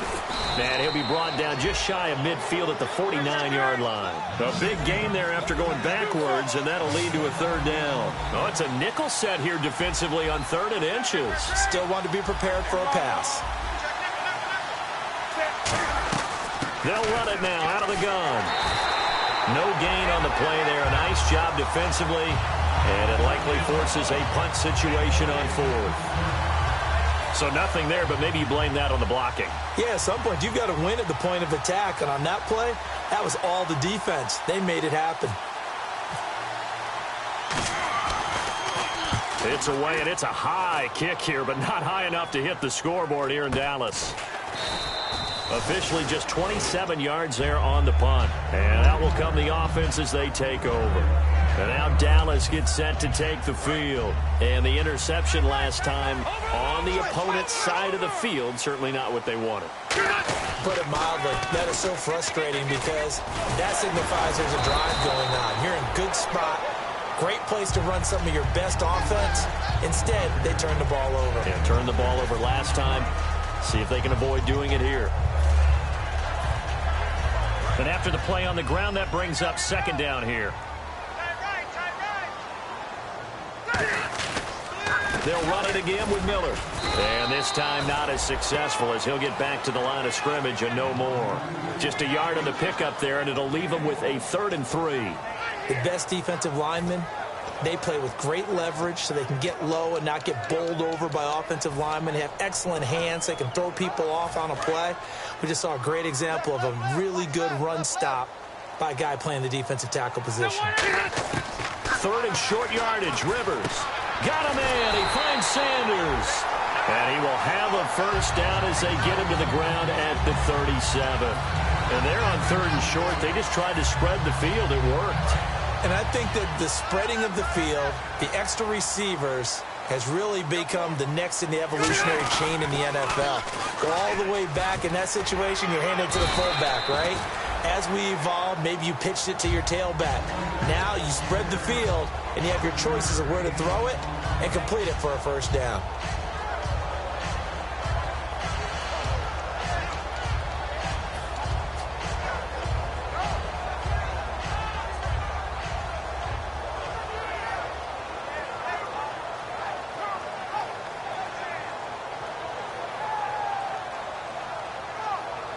See if they stay on the ground for second down.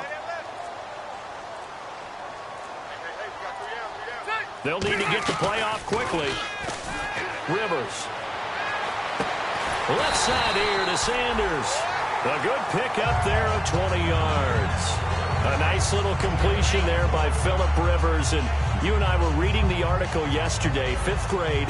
Rivers had to do a project where he had to make a poster about his dreams and aspirations. So he clipped out a football player from a magazine article and pasted his face on the helmet. That's what he wanted to be, and it turned out okay. Not so bad. Not so bad at all. Remember, he's the son of a coach. And on that play, I think he made the old coach proud with that completion. So after that big play, let's see if they can catch their defense maybe on their heels. They'll come out in the pistol. A first down carry now for Miller. And he is going to lose yardage here. A loss of a full 3 yards, and now it's second down. That was a nice play by the defense, but the offense can't let that one play define them. Let it go, move on, and start over again.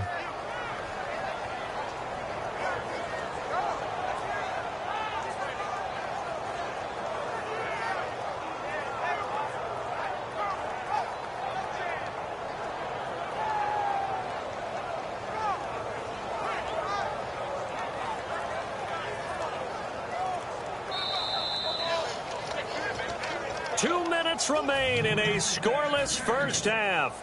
We're back to Arlington right after this timeout. So the D-line's going to spread out. Hey, Rocket. Switch. Rivers now on second down. Finding time. He's going to... That's caught inside the 20. And he's going to be taken down, but not before reaching the 15-yard line.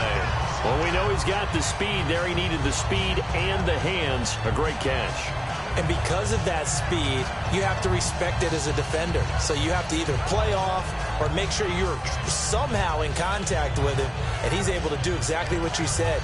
Use the speed to his advantage and go up and get the football. That's a big-time play right there. And now a first down following that long gain. Again, we'll see the pistol here. Lamar Miller. And he'll push his way up to about the 14. So oftentimes you see defensive holding. Here it's offensive holding for the flag.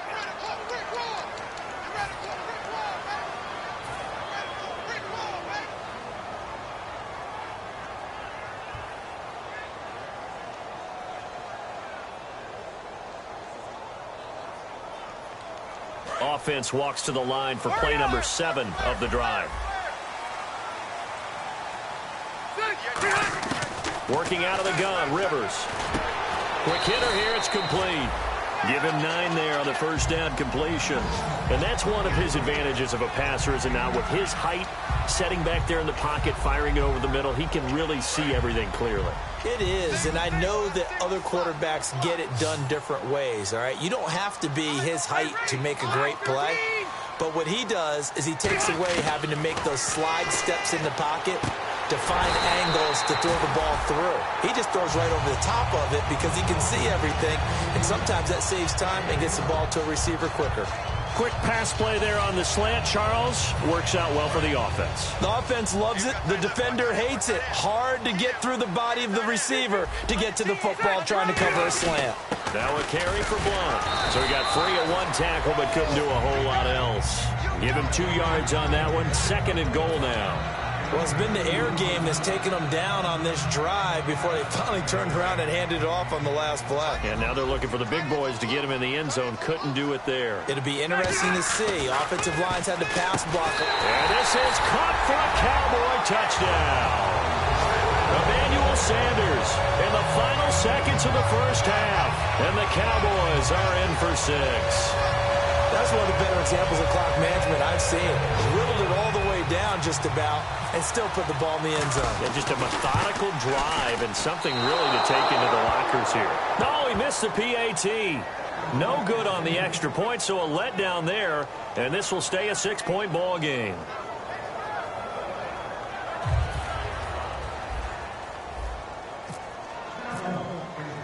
Morstead out now following the touchdown to kick. This fielded a few yards into the end zone.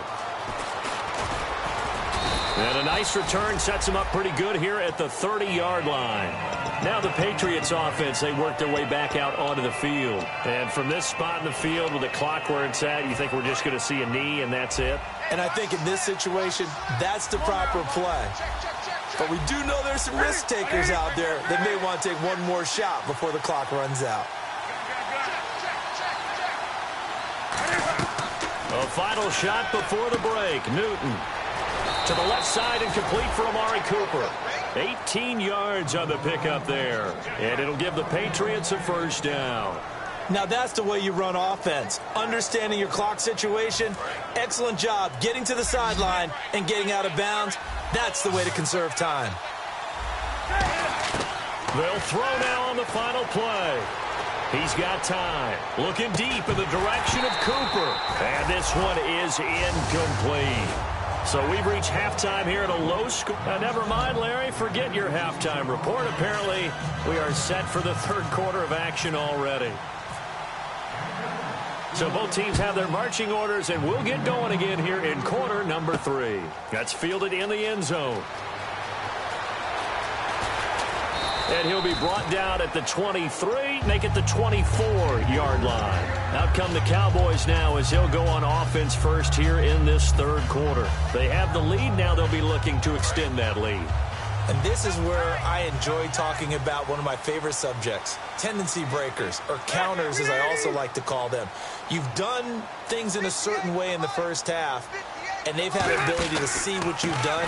They're going to make their adjustments. So guess what? You adjust yourself and try and stay ahead of the pace because you are looking for some separation in this ball game. The adjustment to the adjustment. Without a doubt. Show them one thing, hit them with something else.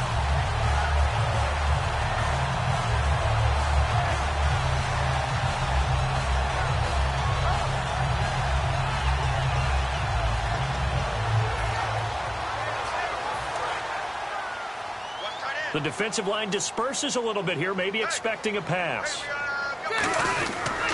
They keep it with Miller on first down. And he's going to be stopped up at about the 47-yard line. Give him 3 on first down. It'll set up a 2nd and 7. In my book, that's running the ball well, but with intelligence. How about him keeping the clock moving, staying in bounds? Yeah, even though it's the 3rd quarter, you're thinking ahead, aren't you? This is where your running game can really help you with a lead in the 2nd half. I agree totally. It's not just end-of-the-half situations that you worry about the clock.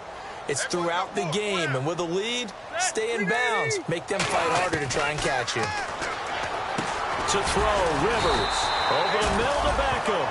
Give him 12 yards on that one. It earns him a fresh set of downs. And he was able to find a very soft spot in that zone coverage. I love that term, Brandon. That soft spot where you find the open area, set up, and catch the football before the hard collision comes afterwards.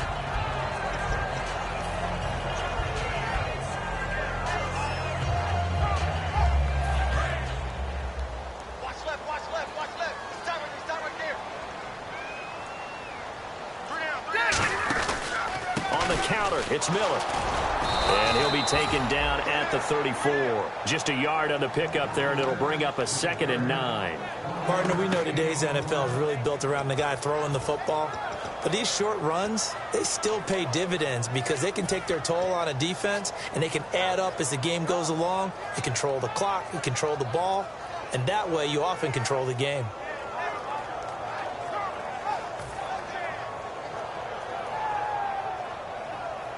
Second down following the run.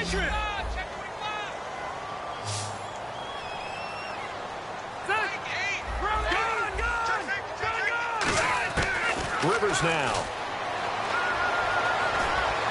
Oh, he dropped it. They were looking for him in the middle third. He couldn't catch it. Now 3rd down.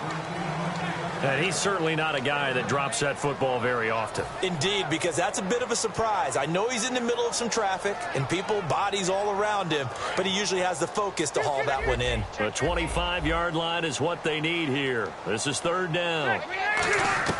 From the shotgun, it's Rivers. He finds Beckham complete. And he's going to have a first down here as he gets this one to the 17-yard line. He went full scale, loose, flexible, finding a way to catch the ball in some traffic for a key first down. Yeah, really a nice job of adjusting to the ball in the air. Not the most accurate of throws, but able to adjust and make the grab.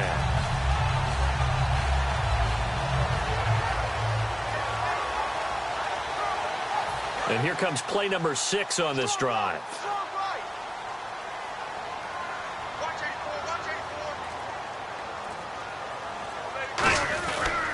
They go back to the ground now with Miller. And he's going to fight his way forward here for a modest gain. Give him 5 on the carry there, and it'll be 2nd down. A lot of people call the toss a probing play to see what they can get against the defense, to see how they adjust and react. Their probing's working pretty well. That was a very nice run.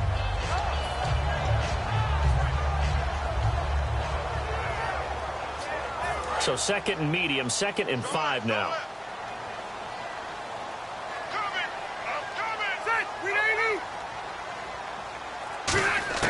From the gun, Rivers. This will be caught at about the 6. And he's going to be brought down just shy of the 5 at the 6.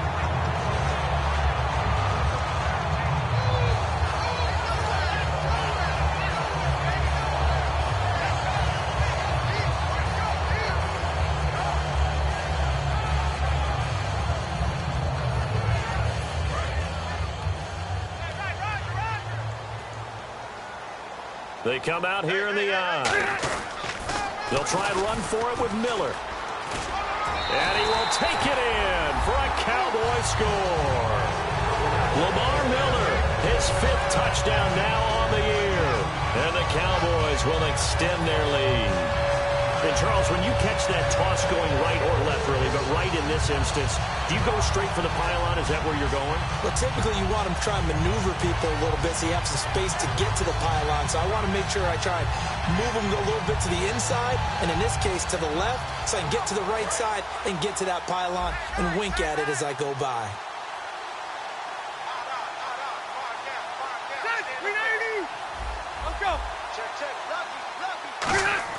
Rivers is going to throw for it. And unable to connect. They don't get the 2-point conversion here. Protection was great. He had time to set up a campsite. But in the secondary, though, they were ready. And I think that in most places on the field, if you have that much time to throw the ball, someone's going to shake free and you'll find an open receiver. But condensed near the goal line on a 2-point conversion, all that extra, there's not any extra field. So it kind of closes in on them, and that allows you to cover a little bit better.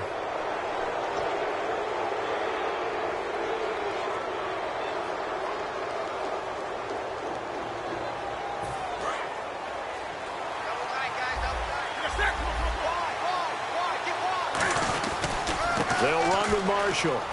And a cut to the sideline. And all the way in. Touchdown, New England. Keith Marshall, his 5th touchdown now on the year. And the Patriots are back within a score. And this is back to a 5-point game.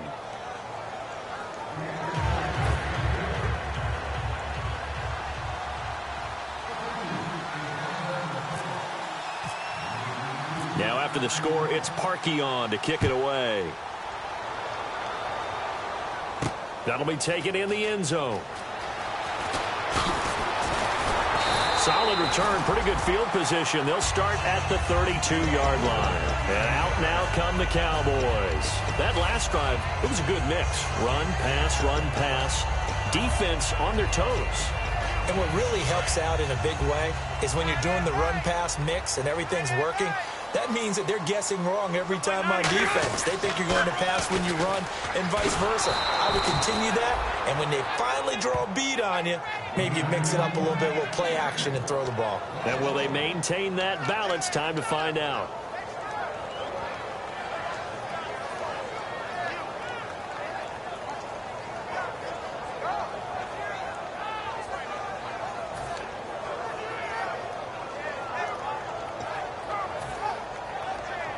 Final minute now of the third quarter.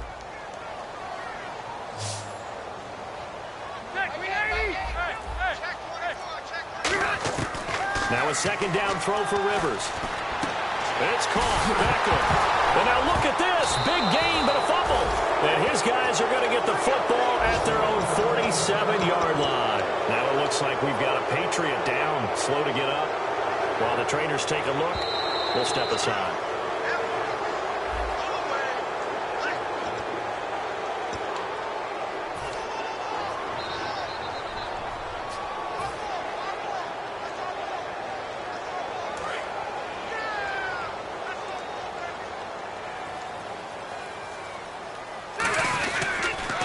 Toss it to Miller. And he's going to be stopped at about the 37. Give him 9 on the carry that time, and they're set up with a 2nd and 1. And once again, leverage wins. The offensive line, lower than the defensive front. They moved them and found some good space for the guy carrying the ball.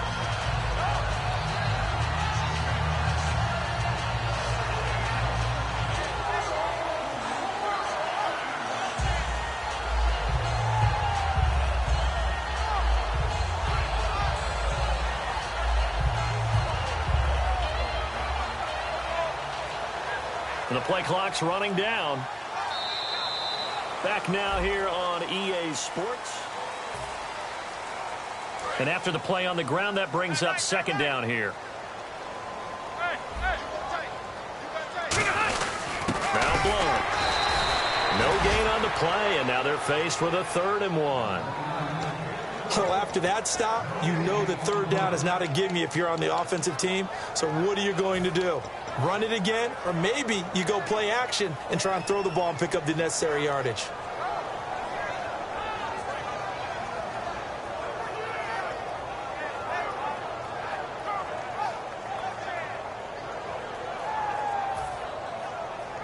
So just 1 yard to go here on 3rd down. They'll put 2 receivers left, 2 to the right. Time running out here on the play clock. Now Rivers, caught left side, it's Beckham. And he's going to be taken down right at the line. Call it a 1-yard gain on the play, and that's going to bring up a 4th down. They didn't get the 1st down, but I have to say I do like the call. I like what they were trying to do. Try and hit your receiver on the run and see if he can pick it up. Keep it on his feet, get a little rack yardage. Yeah, but a nice job defensively to get to him and keep him short of the 1st. The offense here not budging. They're going to fight for it on 4th and inches. They come out here in the eye. It'll be a pickup of only a yard, and they're able to convert here on 4th and inches. Well, this season's going nowhere. No reason not to go for it. And it's a rare success for them as they keep the drive alive.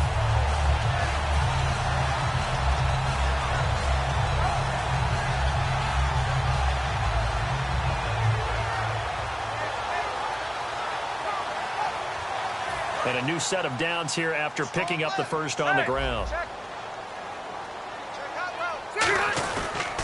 And the pitch goes to Miller. And a short gain down to about the 33. 2 yards on the carry there. It'll be second down.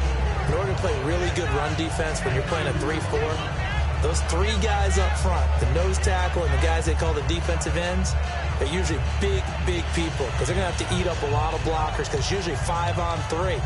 And when they do their job well, guys who play on the inside, those inside linebackers, they're able to just roam and hit.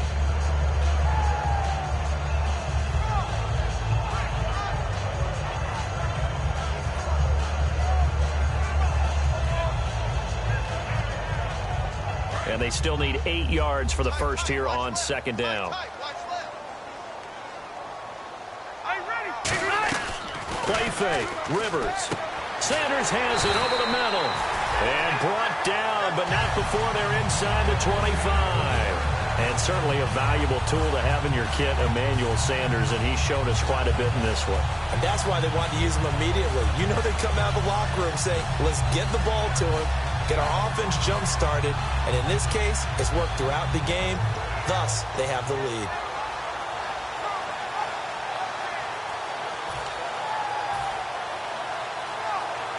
So here we go, 1st and 10 now.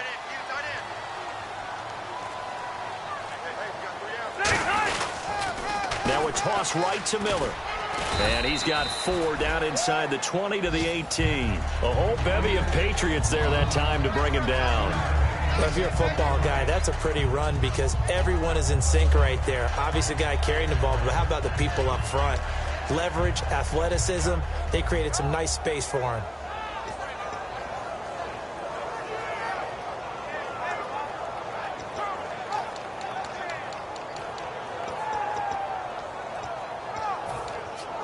Offense walks to the line for play number 7 of the drive. Play clock winding down. Here's Blunt. And he'll be stopped after a gain of only a couple down to the 15-yard line. Like any team, they would have loved to have had more yards on that run. Now we're going to get a timeout here called by the Patriots. It's just their first. They'll be down to 2 remaining as we step aside here in the 4th quarter.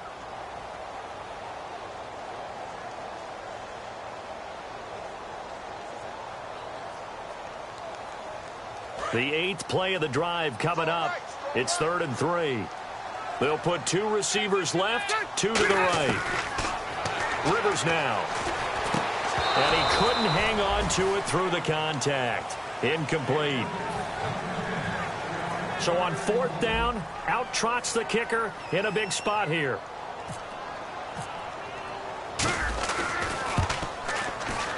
And Boswell's kick is good. And the drive will wind up yielding 3. So, Charles, I think from a defensive perspective, you have to look at that field goal there and consider it a win. You were able to keep them within a touchdown, so no question about it. That was the kind of stand that keeps you in ball games. This fielded a few yards into the end zone. Solid return, pretty good field position. They'll start at the 32-yard line. And now out come the Patriots. And coming off a one-play drive that was so deflating for the defense, what's their mentality? How do they rally here and stop this offense? Well, hopefully there's some determination that sets in because they weren't ready to go on the last one. Give all the credit to the offensive guys for getting it done, but to allow a run of that length, that's just not being prepared. So now, are they determined? Are they ready to read their keys and make the proper plays? And we'll see how determined they are. They go play action here on 1st down. Letting one fly deep for Cooper. Time for a break. So they took a shot on 1st down but couldn't connect. We're back to see what happens after this.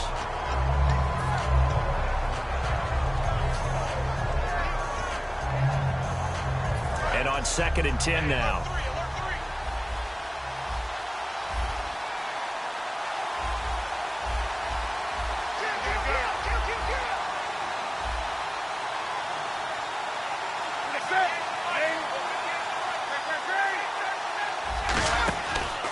And here's Marshall.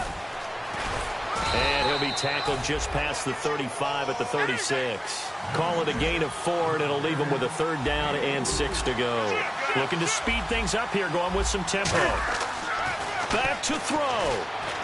Caught, Kelsey, left side. It goes as a gain of 9, and it moves the chains. Now hold everything here. We're going to get a timeout by the offense. That'll leave them with just 1 remaining in this 4th quarter of play. 1st down and 10 now for the offensive group.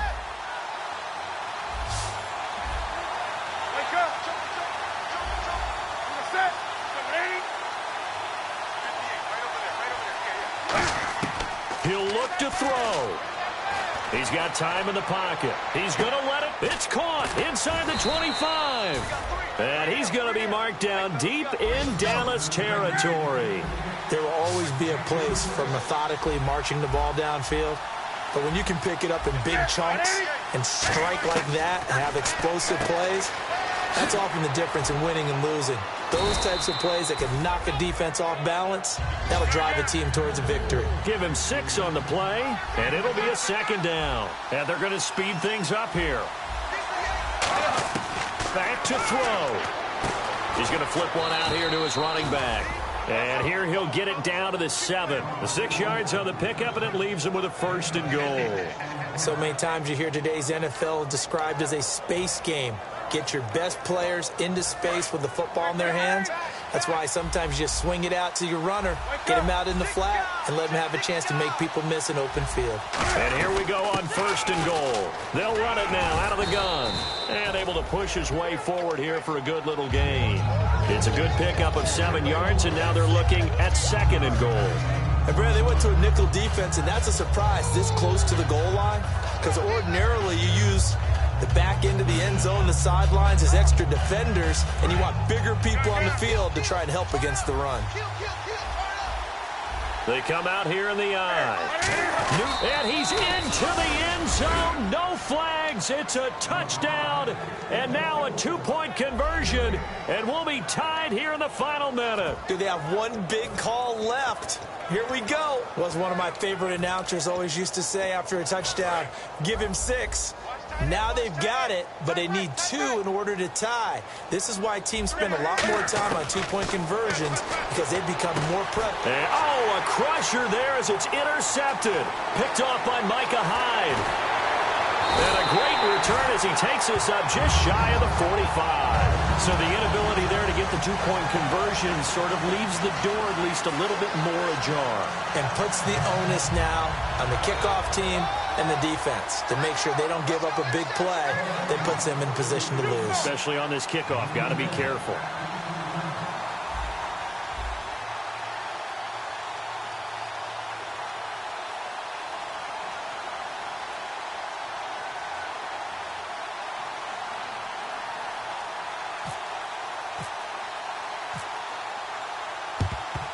And this is going to be recovered by the hands team. And that should just about put a capper on this one. 4th quarter, they felt like they needed the football back. Unfortunately, they couldn't get it. And I know we brought analytics into the game, and someone has said here that the data says that when a team's expecting an onside kick, 80% of the time, the team expecting it, they do actually recover the ball, which is what we saw here. I just wonder if that number is much more of a anecdotal type of a number. Kind of like when the coaches tell us, well, when you score on special teams, 93% of the time you win the game. I'm still waiting to see that number as empirical. Alert! Good! Lock the team! Let's go, defense. Hey, man up, D. Man up, D. Kneel down here from Rivers, and that should be it.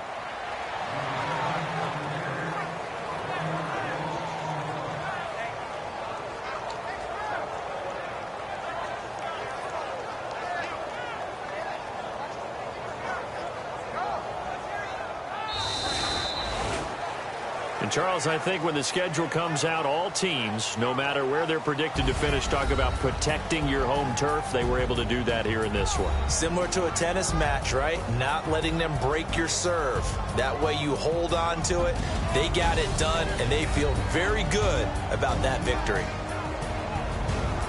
So for Dallas, they'll finish the first half of the schedule dead even at 4-4. And they will hit the road next week to take on the New York Giants. Meanwhile, for the Patriots, they'll fall to 5-3 with a loss. And they'll be at home next week for a date with the Tennessee Titans.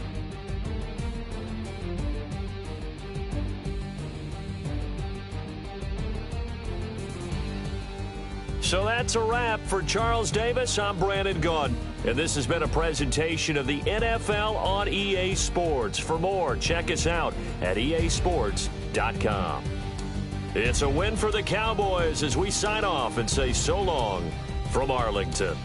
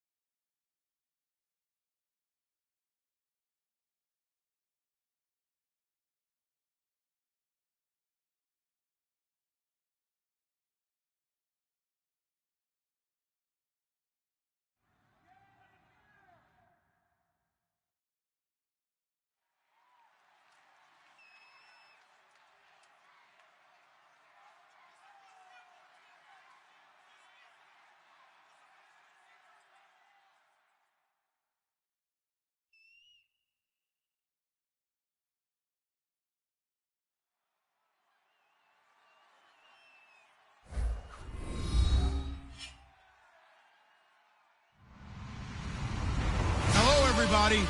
I'm Larry Ridley, and this is Madden 17 on EA Sports. Tonight's matchup features two quarterbacks who will be trying to lead their team to victory. It's the Buccaneers going up against the Cowboys. With that, let's send it out to our broadcast team, Brandon Godden and Charles Davis with this Week 2 matchup. Thank you, Larry. EA Sports coverage of the NFL brings us to the Lone Star State and Mammoth AT&T Stadium in Arlington, Texas. Tonight, we've got a great Sunday night matchup between the Tampa Bay Buccaneers and the Dallas Cowboys. And the decision to come out is going to cost him 5 yards with a new rule as he's taken down right at the 20-yard line.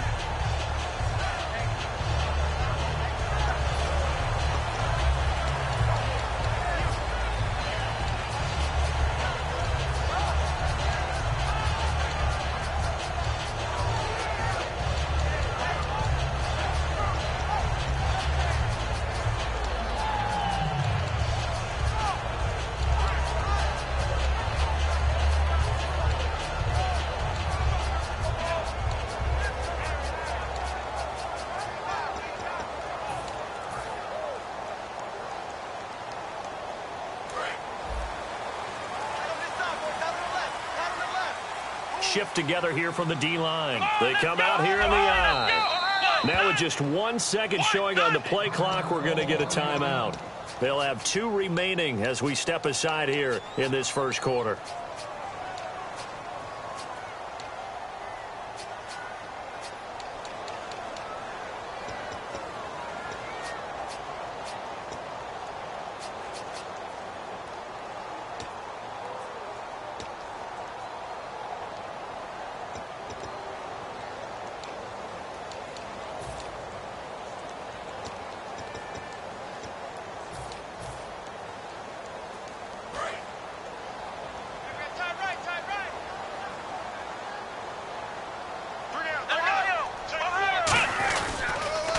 Here's the first carry for Ezekiel Elliott.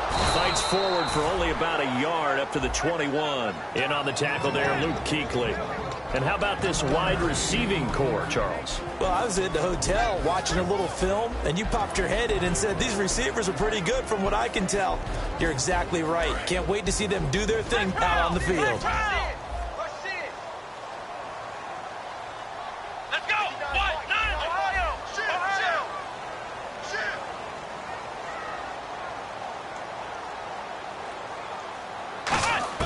A second down throw for Prescott. Surveying the field. Trying here for Bryant, and it's intercepted. Picked off by the corner, Bradley Roby. And they'll start with great field position at the 41-yard line.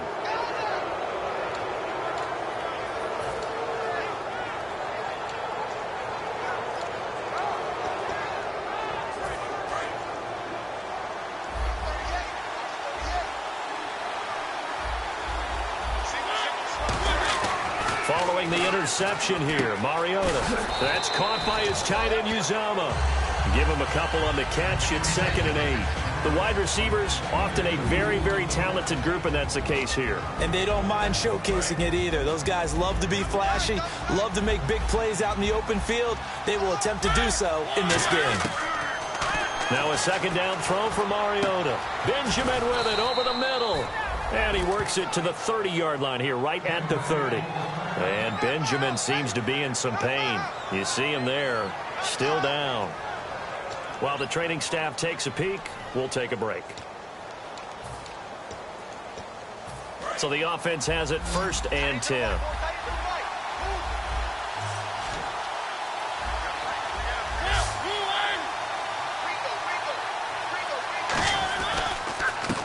First carry for Latavius Murray. And he'll take this inside the 30 to about the 29, maybe the 28-yard line. Jeff Heath, the one to bring him down. And now the defense for Dallas. When at his best, Orlando Scandrick is one of the top nickel cornerbacks in the NFL. See if they stay on the ground for 2nd down.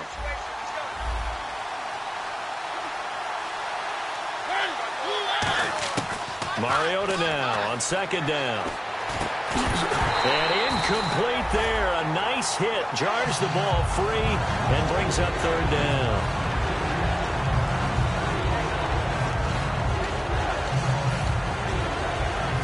They got to get to the 20 to keep the drive alive on third down. Looks like the defense in press coverage here. On third down, Mariota. And he's got his man in stride, complete. They stop him for only 3 that time, and that'll bring up fourth down. Partner, I think that completion takes the definition of dink and dunk to a different level, doesn't it? It does, and the defense was right there, kind of played into their hands. And Aguayo's kick is good. And the Bucs take a 3-0 lead. So not exactly jubilation over on that visiting sideline, but at least a high 5 or 2 for their kicker as he gets them the first points of the night here on the opening drive. And 3 points are not to be underestimated. You're on the road, under the lights, national TV audience. You want to come out and look good, and that's a good start right there. The Cowboys offense heading back out and ready to go again. And following the interception, just any interception, are you a little bit more cautious when you start that next drive, or no, you just throw that out the window? I think you are. I don't think that there's any way you can run back out there and go, totally didn't affect me. Let's just go ahead and be loose with the football again. You're going to take care of it, but you have to be careful about being too cautious because now you can't run any offense at all. Still want to attack. We'll see how they attack them here. Offensive linemen love creating space for their guys carrying the ball, but when that guy also breaks tackles and creates extra yardage, they almost feel like he's one of them, and they really embrace him. Second down following the run. And the D-line pinching together must be expecting the run. Prescott now on second down. Out left side here to Bryant. They get 5 out of that one, and it moves the chains. When you see zone defense and you know you've got a drag route on as your primary call, you've got to be really careful as a passer about how far you let your guy go because he might wander into some tough coverage. Fresh set of downs here.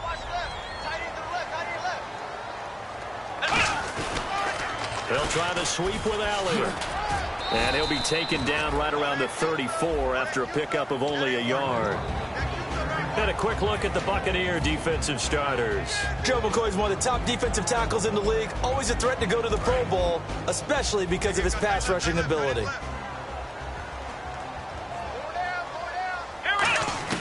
Second down, Prescott.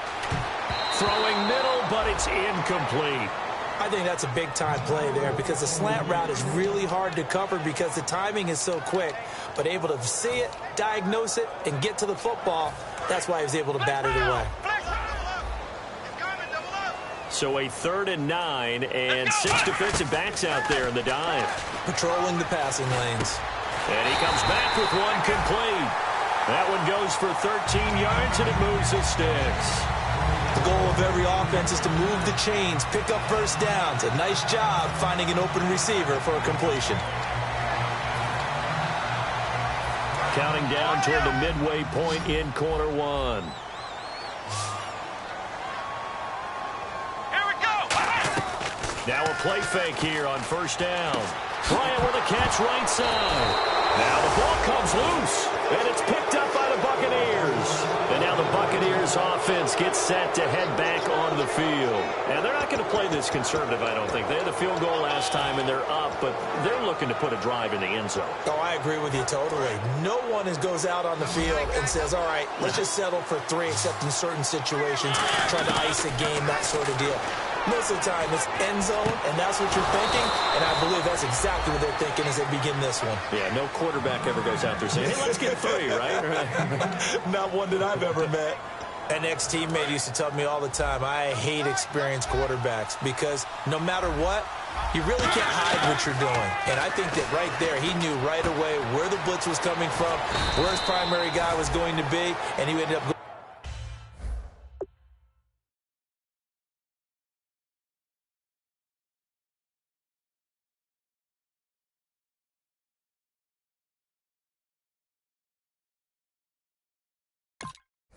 into a secondary target for a nice game. I was just going to ask you, that wasn't the primary target. He's so good at that, isn't he? I think he knew right away that he wasn't going to get to his primary guy. I think he read that as soon as he got to the line of scrimmage, knew where the pressure was going to come from, and said, I know how to beat that, and that's what he did. Second down, Mariota. And he'll be hit as he releases it, and that'll fall incomplete. When defenses get to the quarterback that quickly, a lot of times it's called a jailbreak. It wasn't quite that fast, but fast enough that he had no time to look downfield and set himself to throw the ball. And as he tried to do that, he was hit, and it forced an incompletion. A hit as he throws there, incomplete. Third down is the down. Both sides know they absolutely have to win. And the name of the game for the defense is pressure on the quarterback.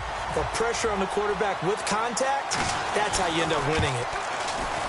I don't think this will even, nope, it doesn't even get there. Well short, and this score will stay right where it is. So it's an empty possession there, and you'd have to say it's not like him to come up short on a kick like that. Yeah, and it's real easy for me to say this, but anything in the 40 to 49-yard range should be pretty automatic for an NFL kicker, especially in terms of at least getting it there. So you're right. That is a surprise if this will come up short. They come up in an offset eye. They'll start the drive with Elliott. Trying to bounce it outside, but he's only able to get it back to the line of scrimmage. No gain on the play. It'll be second down. He makes a wonderful play there off the corner, protecting his side of the field. Oh, that reminds me of the great defenses of old, doesn't it? The Pittsburgh Steelers, Steel Curtain. They would not let you get on the field if you could only do one thing. You had to be a complete guy, and you had to be able to tackle. Now, I know I've said this before, but you know I wasn't alive when the Steel Curtain was played. I know them, but I just want to let you know I wasn't alive. I'm going to keep peppering that in there, and one of these days you're going to think that you were. A second down throw for Prescott. Finding time. And Bryant's got it over the middle. And he eventually goes down, but not before reaching the 30-yard line. It's a game of matchups, and that's why you take your receivers and move them around a bunch, especially your best guys.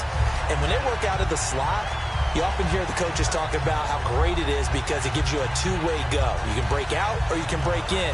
That makes it hard to defend.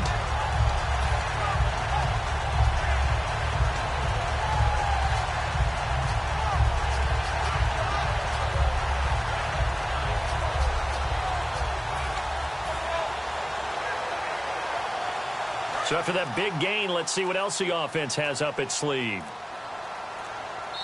Now a whistle, and I think a penalty here for a delay. No, they're going to say timeout. They did get the timeout in time. And that's their second charge timeout here in this first quarter. They're down to one remaining.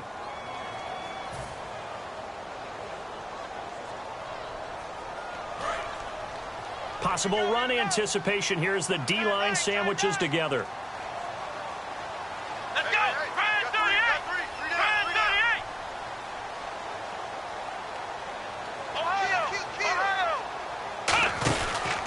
First down carry by Elliott. And he's got about 5 yards as he's taken down right at the 25. Jamal Sheard on the stop. No, that wasn't an explosive run. That wasn't one that took it all the way to the house. But, boy, for a team that's had trouble running it the entire game, that's the kind of run they need, hopefully, to get themselves kick-started.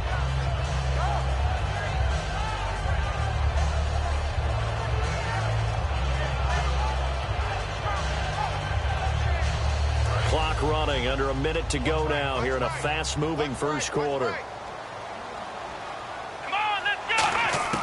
Prescott from the gun.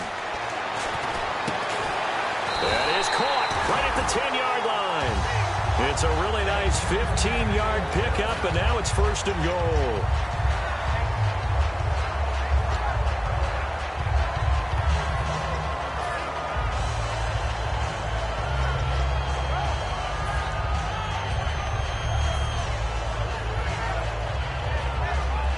And the defense with their backs against the wall a little bit here as the offense is in the red zone. Come on, let's go! Grand 38! Grand 38! Hey, alert 48! Let's go! Ohio! Switch! Come on, let's go! Ohio! Now a first carry for their fullback. And he's going to fight his way forward here for a modest gain.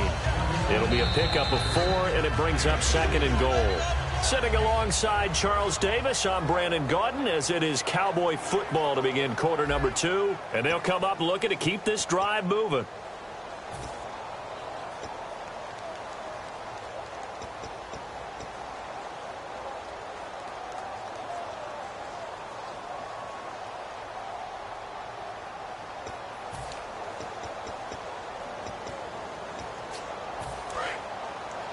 Shift together here from the D-line. Flex round! Flex round! They come up in an offset eye. They stay on the ground, but this time it's Elliott. And this is going to result in losing yardage. They're driven back to the 8-yard line. It's a loss of 2, now third down. But there's another example of why they haven't scored any points so far. I think it's time to abandon the run game, spread things out, and go to the air. It certainly can't be any worse than what they've done so far. Now Prescott, and that is incomplete. The days of knowing your assignment, dropping to it, and calling it a day, that's over with. Because now, when you drop into a zone, especially as a defensive back, you're seeing the play in front of you. So if a man wanders into your area, guess what? Now it goes from zone to man-to-man coverage in many cases. And on this particular play, able to see the play in front of him, react to it, and knock the ball away. Gotta like what you just saw there, if you like zone defense. So a tie ball game here as the kick's away. This will be fielded on the back line of the end zone. Now the Buccaneers offensive unit back out on the field. And they've got to be a little bit frustrated about that last drive, missed field goal. Always hurts a team because, you know, you've put something out there, you've given yourself a chance, you're in range, and the ball doesn't go through the posts. But it's not something to panic about, I don't believe. Just keep playing and keep going. A first down throw for Mariota. Oh, it's a screen pass. That's complete. And they're able to get this one across the 35. 12 yards on the pickup, and it's good enough for a Tampa Bay first. When you run a screen pass really well, you got to like the look of it because so many parts come together to make it work well. The offensive linemen, where they're faking people out, the back slipping out there, catching the football, then all of them going together as one unit downfield. A really nice pickup. First down, Mariota escaping the pressure right. And his throw's going to be incomplete. Percy Harvin, the intended receiver there, and that'll bring up second down.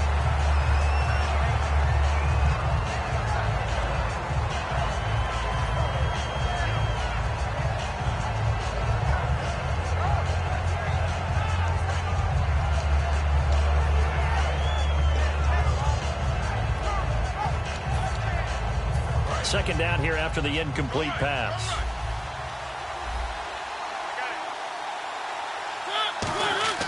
Throwing again, Mariota on 2nd and 10. That's caught by his tight end, Uzama.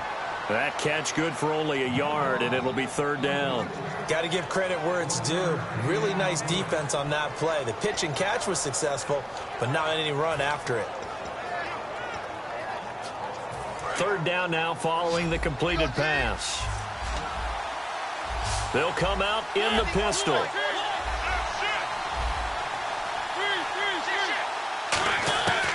On third down, Mariota. He rifles one that's intercepted. A great read, and it's picked off. And they will set up shop in enemy territory at the 42-yard line. And now Dallas gets set to take the field. And last time they got 3 points, but it was a chip shot field goal. And when you go to the sideline after a chip shot field goal, maybe the offense not too happy. It's a balancing act, isn't it? Because you're exactly right. They're none too pleased that they didn't punch it in for 6 points. But they also have to remember they did put points on the board. 3 points is 3 points. And in this league, you take points when you can get them. Not easily done. It's a loss of 4 there, bringing up second down.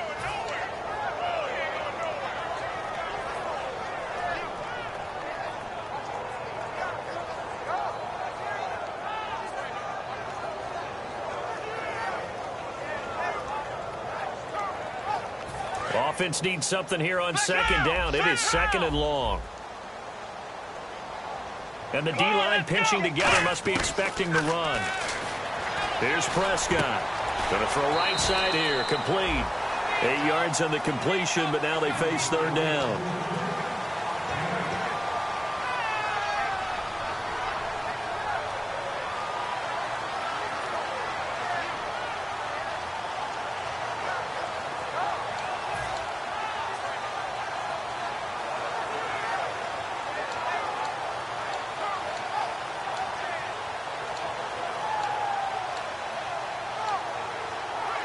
If they want a first, they need to get the football to the 32 here on third down. They'll need to get the play off quickly. On third down, it's Prescott. And incomplete. The contact made the ball roam free and brings up fourth down.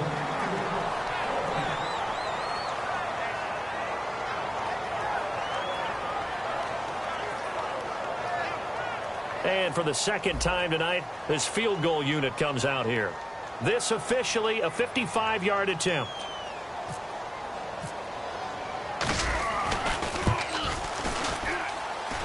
And he has got it from 55 yards away. That was never in doubt. So after the pick, they can't capitalize for 6, but they do get 3. And I know in this situation, most of us wanted to focus on the offense. You know what side of the ball I played on. Let's give that defense a lot of credit. Taking it over in a sudden change situation and shutting them down. And Tampa Bay trots out there now. And following the interception, we'll see what they can put together on this drive. I can hear my old college coach right now. He always used to tell us before every game, the team making the fewest mistakes will win. What they're hoping is that that last mistake is their only one of the game. Coaches, that's all they talk about, turnovers, right? Minimizing those and maximizing opportunities.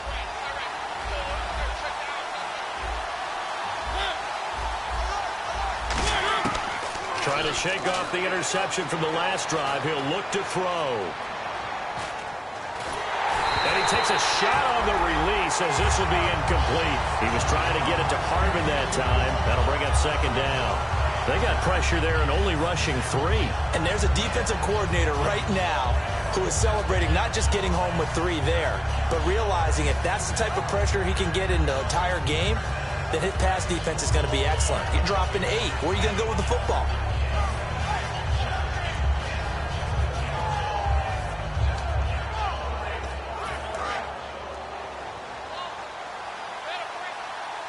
Possible run anticipation here as the D-line sandwiches together.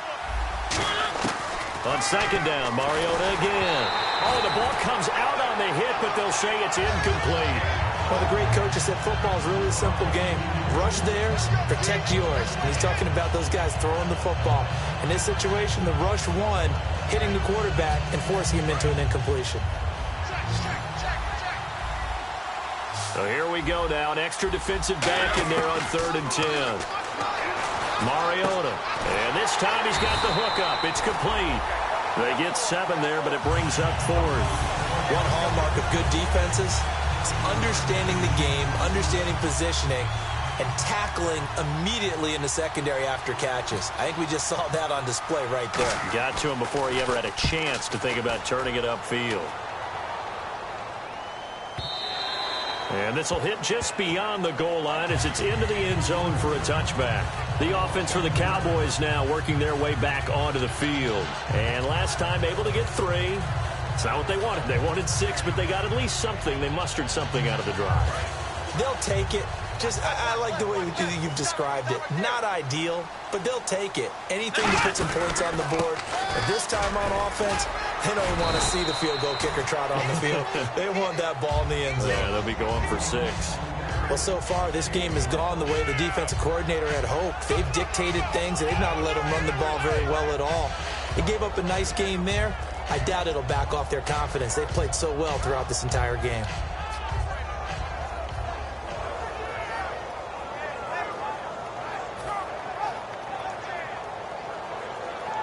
And after the play on the ground, that brings up second down here. Here we go. What? Nothing. What? Nothing. A second down throw for Prescott. And Bryant's got it over the middle. And he's able to take this one up to the 35-yard line. Give him 10 yards on that one, and that'll earn him a fresh set of downs.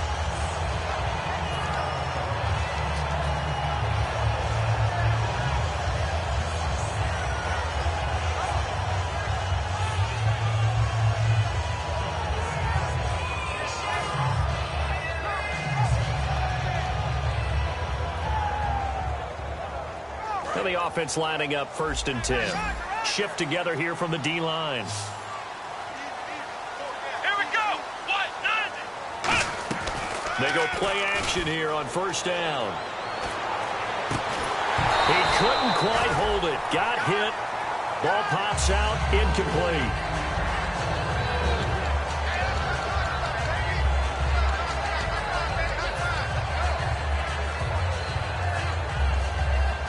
Second down now after the incompletion. They'll put two receivers left, two to the right. On second down, Prescott again. And the hit jarred it loose. It's incomplete. Lucky Whitehead, his intended target, and it's third down. So a ways to go here on 3rd and 10.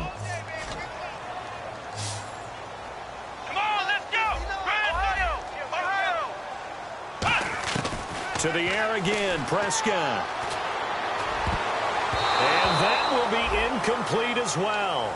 Well, that was pretty nice to watch if you like a defense's perspective, because they understood where the first down line was as much as the offensive guys did. Did not give up any more ground, and when the ball was thrown, reacted really well and swatted it away. One of the advantages of zone defense, you never take your eyes off the quarterback, and when he reacts, you do exactly the same and go get the ball. And this will be covered up. Pretty good result. It'll be down at the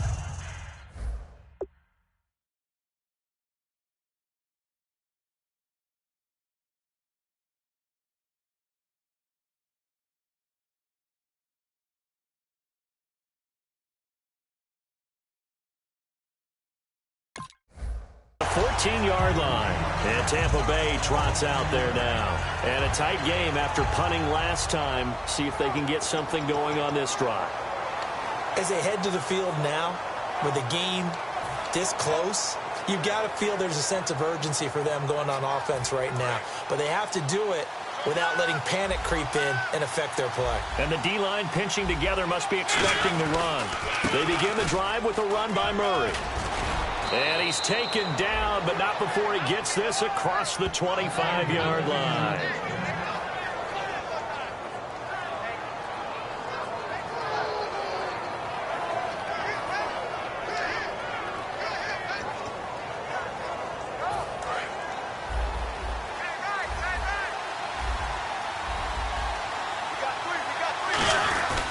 They go back to Murray on first down. And some room to maneuver. And down he goes, but he takes it up to the 40. 13 yards there on the pickup. And it'll give the Bucs a first down. That's another nice run, and I have to tell you, some of the coaches that I played for, their philosophies were always different when they see a guy running the ball well. Some of them wanted to immediately go to play action and throw it now because it's wide open. While other coaches said, you know something? Until they stop him, that big boy's going to keep getting the football. And that might be the direction that they're going to go right now. And he takes this up right near the 45-yard line. 5 yards on the carry. Good pickup on first down. On any running play that's called, they're always hoping that it's going to break big and go the distance.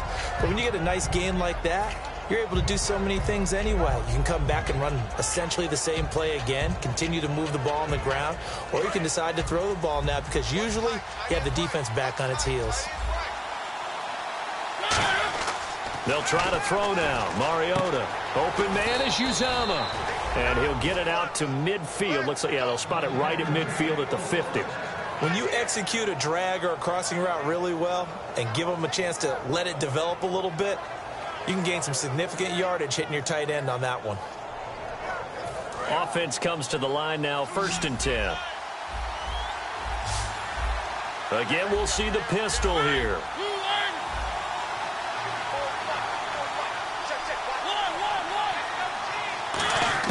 Mariota now from the 50. Forced out to his left. And he'll just throw this one over in the way of the security crew. Incomplete here.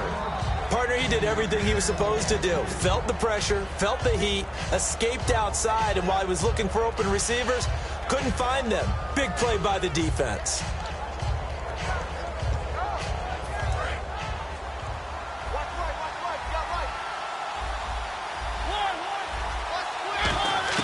A second down throw here for Mariota. And he comes back with one complete. And he is out of bounds inside the 35. And 15 yards there on the catch and run. And when you're playing a quarterback with some experience and some moxie, you enter the danger zone when you decide to blitz him, because if he's able to diagnose as he did on that play, he can hurt you downfield. He reads defenses so well, doesn't he? He really does, and the best part about that play for him, I don't think that was his primary target. I don't think so either. I think he had to read, figured out where the blitz was coming from, and went to a secondary target for a really nice game. Latavius Murray, the intended receiver, out of the backfield.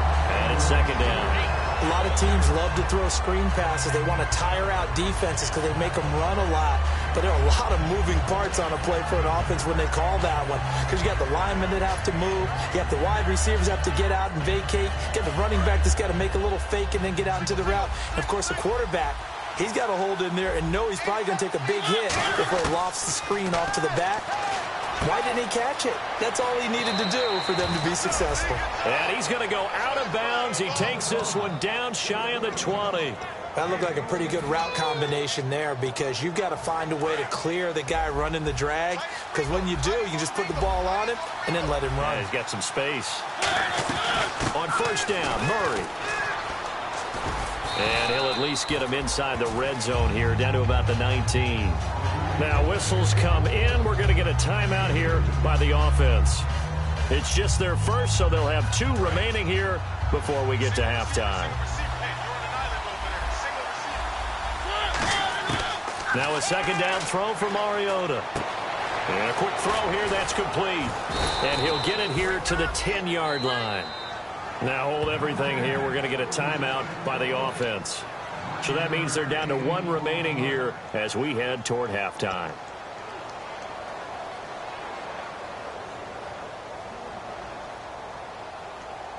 And the offense readies for play number 10 of this series.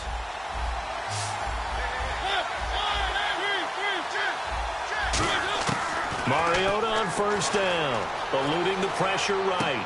And he hauls it in for the Buccaneer touchdown.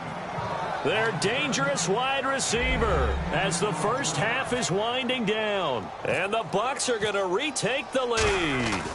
So they're able to capture the lead here just before halftime. And not only that, they get the ball to start the second half. That's right. This is almost like basketball down the stretch, right, where you get the 2-for-1 situation where you try and get 2 shots to your opponent's 1. In this situation, they got the touchdown. They'll get another shot at to start the second half. Could be a big turnaround. Here's the Dallas offense now heading back out onto the field. And with time quickly fading here in the second quarter, not sure how aggressively, offensively they want to play this. I think we'll find out just how much they trust their guys in this situation if they decide to take a shot. Possible run anticipation here as the D-line sandwiches together.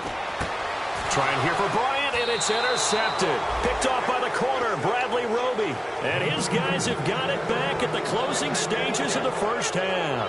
So out come the Bucs now. And this is a spot late in the clock near midfield, though. Maybe take a couple chances, see if you get in field goal range. You do that if you have trust. And this should be a position now where the great ones, they relish this opportunity to try and put points on the board.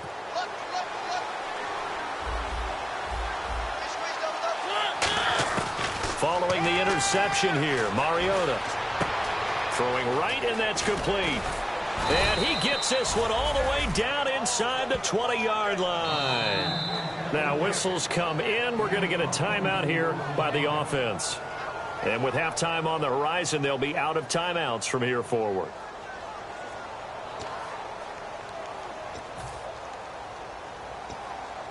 So with 4 seconds to go in the half, here's the field goal unit onto the field. It'll be from the right hash, and it'll be a 36-yarder. And Aguayo able to knock it through. So we have reached halftime with a touchdown. That's the difference on the scoreboard. As we send you on over to Orlando, where we'll check in with Larry Ridley. He's got our EA Sports halftime report. Larry?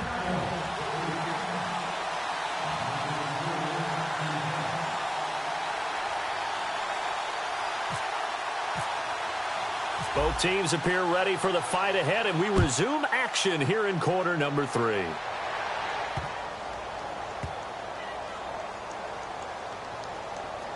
This will be taken short. Out come the Buccaneers. They'll have it first to start in the third quarter.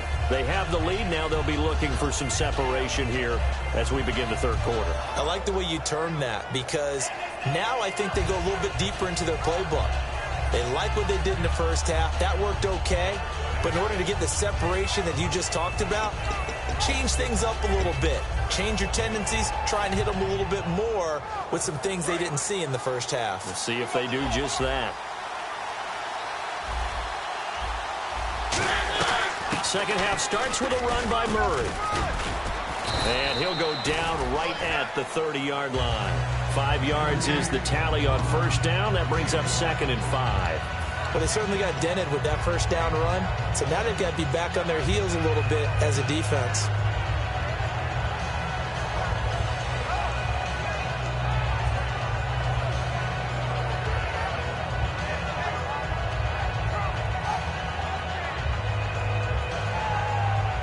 See if they stay on the ground for 2nd down.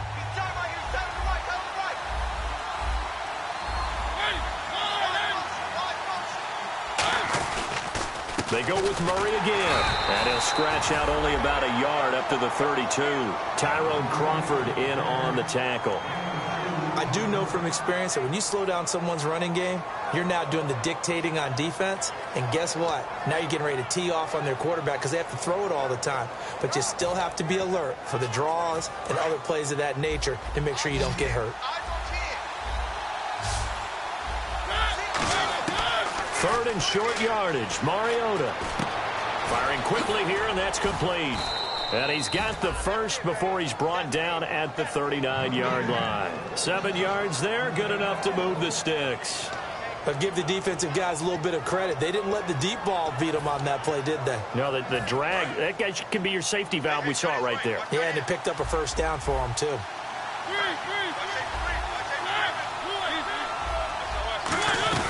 They'll run it now out of the gun. Oh, he's got some breathing room. And he'll be taken down, but not before he gets into enemy territory. It's a pickup of 14 there, and that'll be good enough for a Tampa Bay first down.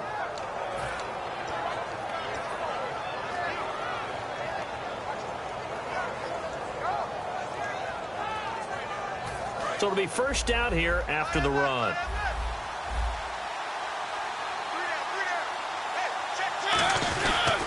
Another run, but this time it's Rawls.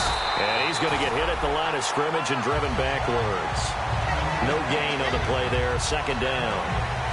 Big boys down there in the trenches, and a nice play to stop them cold. Nothing there. Yeah, when you talk about big boys, you're talking about those defensive tackles, those nose tackles.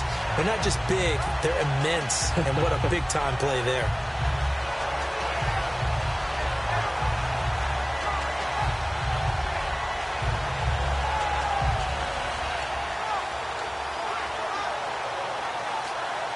So they're still at the original line of scrimmage here. 2nd down and 10.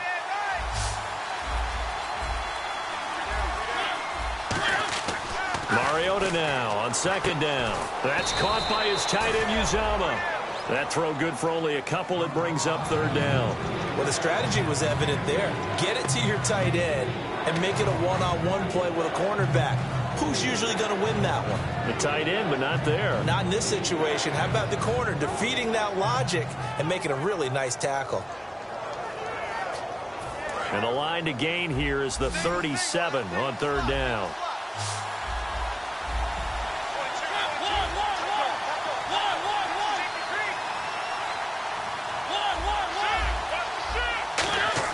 On 3rd down, Mariota being chased out left. And this is going to be incomplete.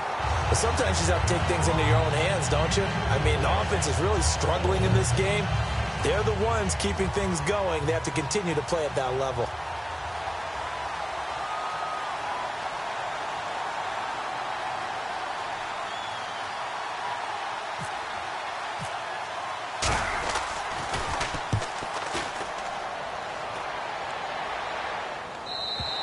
And a bit of a mistake there. This is well into the end zone for a touchback. The Cowboys offense now, they head out for their first possession of the 2nd half. They were able to get the stop defensively. Now a chance really to set the tone here in quarter 3. They can really take charge, can't they?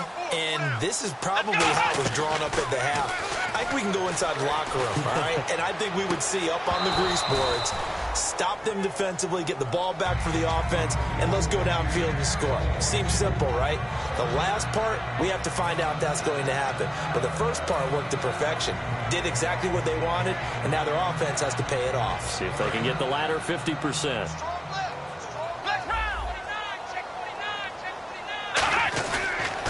On second down, Elliott. And he is going to lose yardage here. It's a loss of 4. Now third down. All right, Brandon, you know me as well as anyone. You know I don't usually advocate abandoning things during a game, but here we are in the second half. I think it's time to change things up. Let the running game go a little bit. Let's get to the passing game, and if you still want to get in the hands of the runner, maybe you swing it to him, throw it to him a little bit. Try it that way. And he'll be hit as he releases it, and that'll fall incomplete. Putting pressure on the guy throwing the football is always good, but when you can couple that with contact on him that leads to an incompletion, as we just saw there, that's winning football.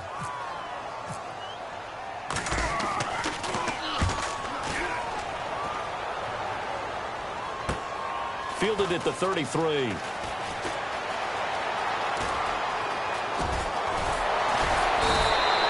Terrific return. 30 yards all in all. And the Buccaneer offense will be set up well as they take over. And Tampa Bay trots out there now. They've got the lead. Last time had to punt it, though. What's the key to this drive? I think it's leverage. Leverage. Big guys up front. You know the motivational speech on the sideline is, guys, give us an opportunity. Protect the passer, create space for our runners, and let's go ahead and get these guys. Low man wins. Let's go do it on this drive. We'll watch that leverage on this drive.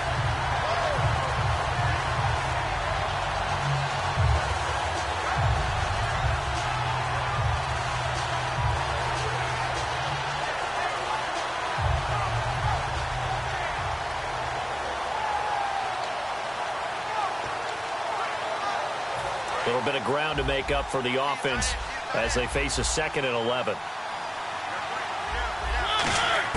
Second down, Mariota. Quick hitter here, it's complete. And this time not quite to the 30. It'll be down at the 31-yard line. 7 yards on the play, and they're going to face a third down. Partner, nothing complicated here. This is just a pretty simple drag route. You're exactly right, Brandon. Instead of throwing it downfield, they just throw it underneath and let the receiver do the work. Well, they were handed great starting field position on this drive, but now they face a 3rd and 4. They'll run it now out of the gun. And he's able to get the first here as he's taken down at the 25. It'll go as a gain of 6 that time, and it moves the chains as well. On third down, that's a good job of situational football and understanding where the first down marker was and getting there.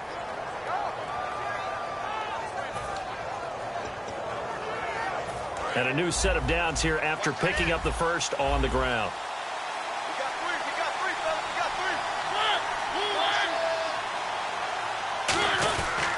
3. They keep it on the ground, but this time it's Murray. And able to push his way forward here for a good little gain. Give him 5 on the carry there, and it'll be second down.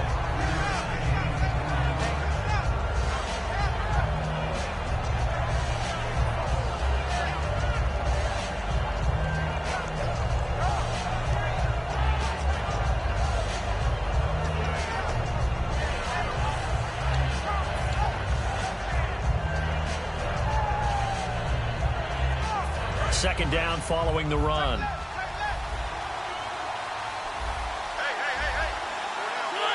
They come up in an offset eye. 10th carry of the game now. Murray muscles him off, and they'll bring him down at the 13-yard line. It's a 7-yard gain there, and it's good enough to move the chains. And third quarter here, you've got the lead. This is where that strong run game can really benefit you. Stayed in bounds there, kept the clock going. I like all the points you just made there. And if you throw the football and it's incomplete, now you've stopped the clock and you've helped out the guys on the other side of the ball. So keep it in the hands of those runners. Keep moving it. Keep grinding clock. The tight end in motion right. A handoff. It's Murray. And he is going to lose yardage here. It's a loss of 2 there, bringing up second down. Jalen Smith out of Notre Dame. Partner, that's got to be one of the best stories in the NFL, seeing him out on the field. Yeah, it really is. That injury that he had during the bowl game against Ohio State, boy, that hurt his draft stock. So nice to see him out there. I had him rated as the top player in his class in 2016 before his injury. He ends up going in the second round, and now he's starting to make the plays we expected to see.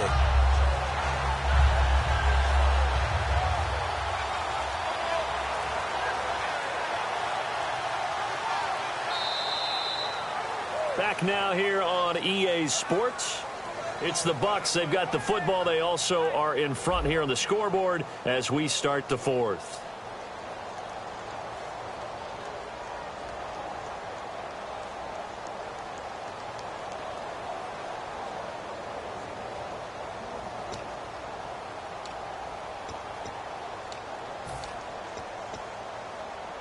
And the offense will be looking to get at least some of this yardage back here. It's 2nd and 12.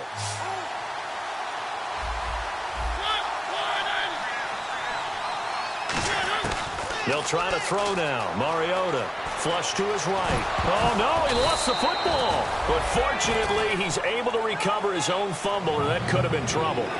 He got it stripped. You can see the panic in his face from up here through the helmet. He was able to dive back on it. A good bit of fortune for him, because oftentimes on a strip sack, when that ball is wrenched out of your grasp, it can go in any different direction. It can go way away from you. In this case, it didn't matter. He was able to get on it.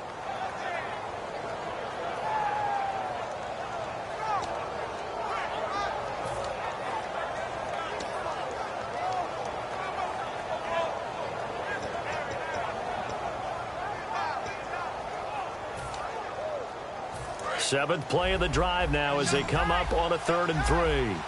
Another pistol look here. Mariota from the gun on 3rd down. Steps away to his left.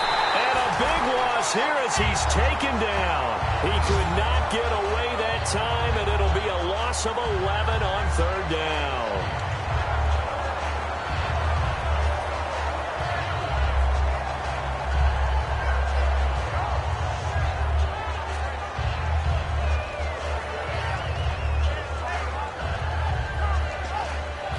So on 4th down, out trots the kicker in a big spot here. This to make it a 2-score game. And Aguayo's kick is good. And that will push the lead up to double digits now at 10. So that's a big one there. It's his 3rd field goal of the game, and a 2-score lead's got to feel pretty good right about now. And while they're not free and clear yet, you're right. Now this defense can go out knowing that it's going to take more than one big play to catch them.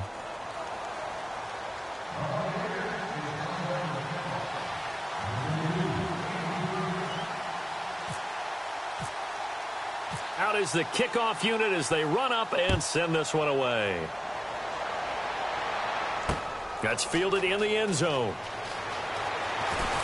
And he'll wind up about 4 yards shy of where he would have been if he had taken a knee, as they'll start at the 21-yard line. And now here come the Cowboys. And they're coming off a 3-and-out, my friend. I think they've got to look at that play sheet and go to a spot that they haven't gone before.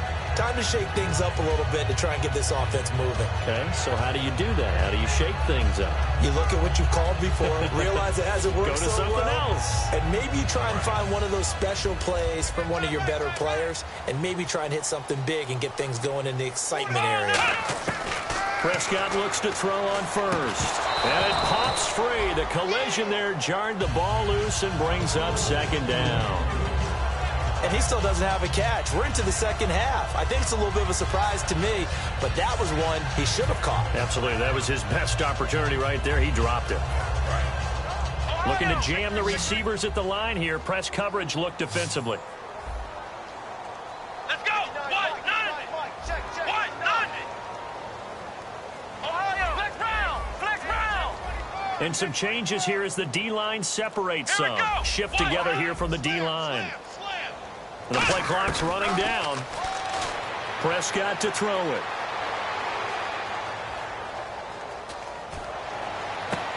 Wide open receiver complete. And they're able to get this one across the 35. 15 yards through the air and a 1st down. Never make the mistake that the slot receivers, especially the little guys like we're watching here, are just quicker than fast. A lot of them combine quickness and speed, and they catch a lot of footballs, as we just saw there. Here we go. Red 38. Red Ohio. Check 26. Check 26. On 1st and 10, Prescott. And lucky to get away with one there. That one nearly picked. 2nd down. He's got to be kicking himself right there.